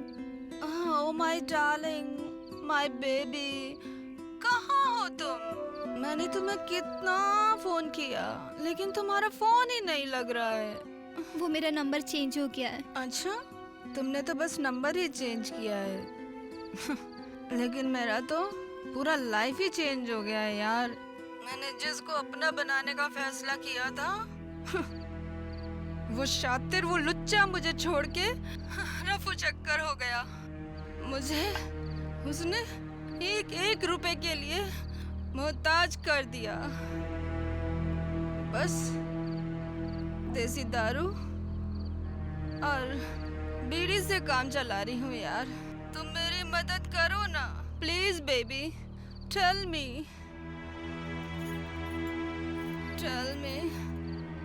बेबी। का भइल बेटा? माँ जी, विपत्ति पड़ने पर जैसे राजा हरिश्चंद्र के हाथ से आग में पकाई हुई मछली भाग गई थी, उसी तरह आज मेरे सारे अपने मुझसे दूर हो गए हैं। मेरे पास सिर्फ 5 लाख है। 15 लाख का और इंतजाम करना पड़ेगा। तू चिंता मत करा बेटा, हम कुछ उपाय लगावता नहीं। हाँ 43, 44, 45, 46, 47, 48, 49। नमस्ते लाला बैठे जी। बैठे राजा के माई, सुनली है राजा के ब्लड कैंसर के बीमारी हो गई बा। ओफ ओफ ओफ ओफ ओफ। भगवान कबो कबो एकदम अति कर देवेला। इतना भारी बीमारी गरीब आदमी का लगा दिला। होनी के केहू न टाल सकेला लाला जी। ये हमरा जमीन जायदाद के कुछ कागज हा, एकरा के गिरवी रख ली। हमरा के 15 लाख रुपया दे दी लाला जी। 15 लाख? 15 लाख का करबू? उ यमराज से हमरा बेटा के परान खरीदे के बा लाला जी। देखा हम बहुत व्यवहार से धंधा करी ले, लेकिन व्यवहार के कबो धंधा में ना घुसे देवेली। ये तो हर जमीन के कीमत कुल घींच घांच के 8 लाख रुपया भई, और हम 8 लाख से 1 रुपया अधिक ना दे पाए।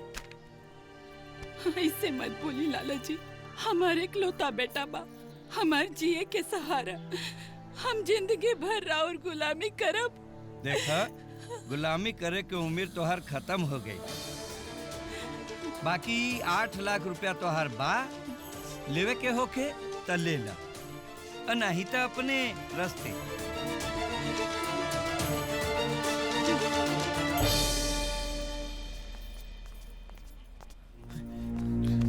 पैसा के इंतजाम हो गई भौजी, पैसा के इंतजाम हो गई। बोलत काहे नहीं खो, पैसा के इंतजाम हो गई। अब राजा बच जाई हम, हमारे यार बच जाई हम, हमारे यार बच जाई काकी, हमारे यार बच जाई। डॉक्टर 13 लाख का इंतजाम हो गया है, बाकी का 7 लाख मैं बहुत जल्दी जमा कर दूंगी। सॉरी मैडम, जब तक आप पूरे पैसे जमा नहीं कर देती हम ऑपरेशन नहीं कर सकते। रुक जाइए डॉक्टर साहब, कुछ तो दया करी। Sorry ma'am, I am helpless, मेरे भी ऊपर लोग हैं। Sorry ma'am. Please doctor. काकी, मुर्दा का कफन बेच के खाए वाला के तोहार दर्द ना बुझाई। चिता पे लेटल इंसान के बचावल बहुत मुश्किल काम बा। हमार फूटल भाग के तू यहाँ और फोड़े आ गईला। गलत समझता रू। हम तोरा बेटा के मरे से बचावे आइल बानी। कितना पैसा कम पड़ा था? 7 लाख। है चला। Yes boss. काकी के साथे जा लोगन और जाके 7 लाख रुपया जमा करा दा। ओके। लोग ठीक कहेले, दुश्मन भी भगवान के रूप में आ जाले। चल बेटी। काकी, और तू तो छोड़ जाएगी। तू लोग जा रहे काकी के साथ। इनसे कुछ जरूरी बात करेंगे। तू जा। Congratulation boss. चली जा, तू सतवा जा, खड़ा का बड़ा जा, मुंह लेके मर्दवा मौगा लेन मुंह लटका के निकला। जाऊंगा, बचाओ अपने दोस्त का जान।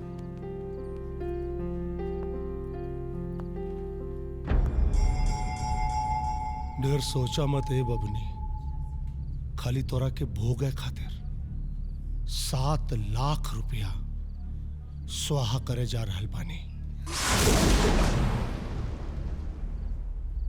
मतलब? अरे दीवानो, मुझे पहचानो, मैं हूं घुंघरू, और ये घुंघरू खाली एक रात अपना बिस्तर पे तोरा साथे बजल चाहता। घुंघरू, घुंघरू। कूल बेबी कूल। चिल्लाइए नहीं, मुस्कुराइए। काहे कि अगर हमको गुस्सा आ गया और हम डॉक्टरवा से 7 लाख रुपया वापस ले लिए ना, तो रजवा का लाश अपना कोरा में रख के सती होना पड़ेगा। हाँ, इतना परेशान काहे हो रही है?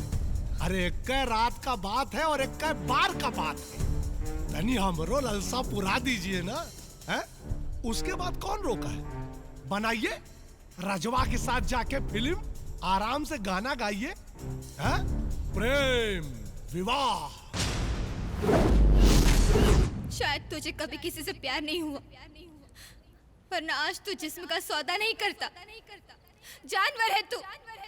अगर इंसान होता तो आज इस मिट्टी की पुतली को खाने के लिए इतना नहीं मरता। हाँ ठीक है, हम जानवर ही सही, लेकिन सनम तुम्हारे आशिक हैं हम, हैं? अब सोच लो कि तुमको हमारी चाहत की चिता जलानी है या अपने आशिक की? लेकिन तुम्हारे पास ज्यादा टाइम है नहीं। डिसीजन तो काजल मैडम आपको फटाफट लेना होगा।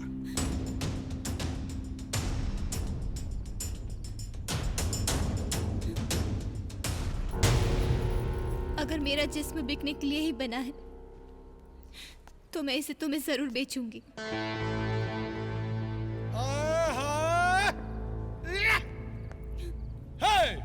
अरे ले जाएंगे दिल वाले दुल्हनिया ले जाएंगे, ले जाएंगे।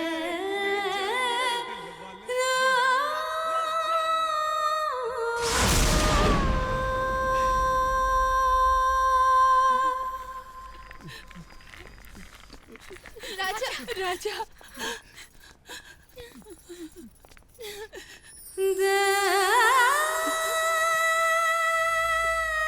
मेरी आखिरी इच्छा ये थी कि आपकी आंखों में आंसू कभी ना देखूं,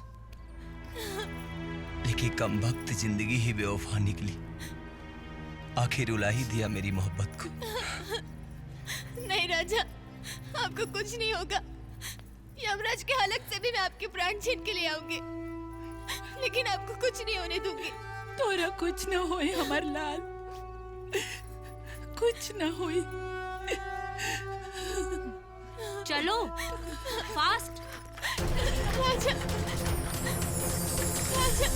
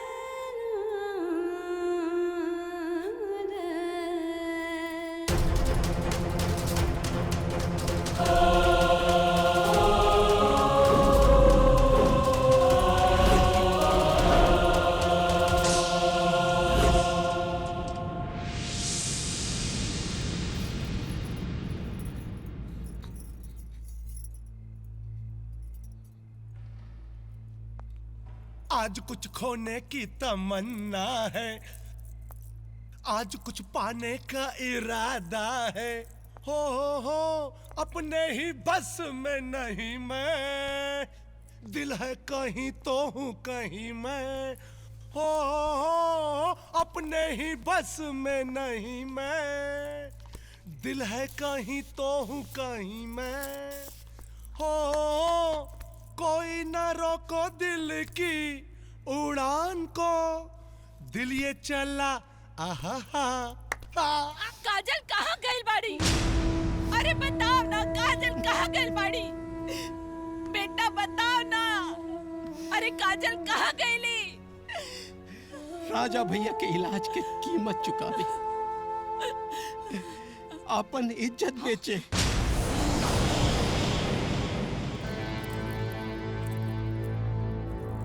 अरे मनवा एकदम गनगनाए लगा था।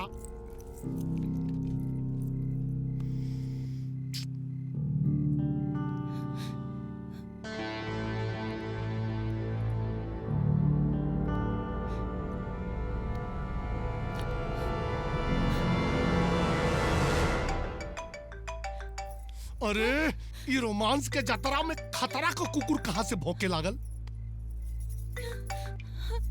भौजी, राजा भैया आखिरी बार तोरा से मिलल चाहता रे, तू जल्दी हॉस्पिटल आ जा। हाँ रुक, अरे पैसा देने वाली कहाँ जाती रे? ऐसे ना छोड़ा। रुक।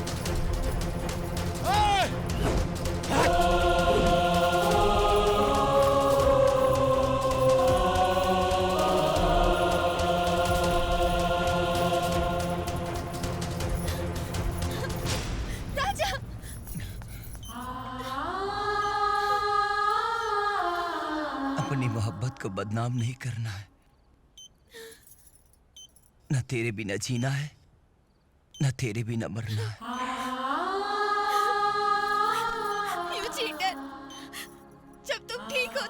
तुम मुंह लटका के क्यों खड़े? तो लोग तोहरा के सरप्राइज देल चाहत होई। अगर ऐसी बात है तो मैं भी सबको सरप्राइज दूंगी।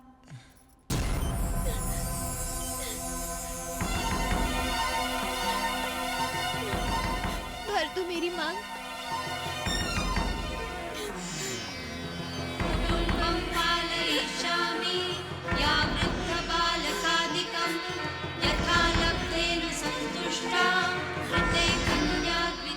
ये सोचने का नहीं, हमारे मिलन का वक्त है।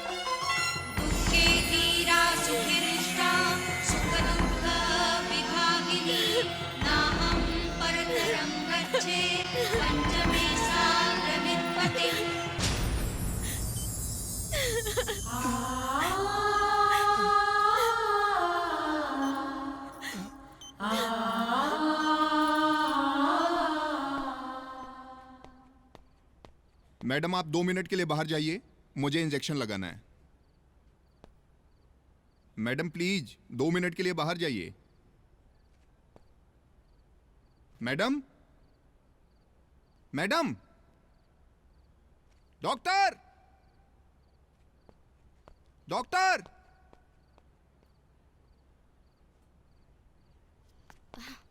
Madam, madam.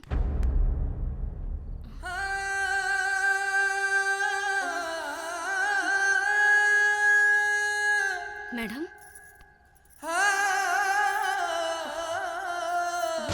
Poison? Oh my God.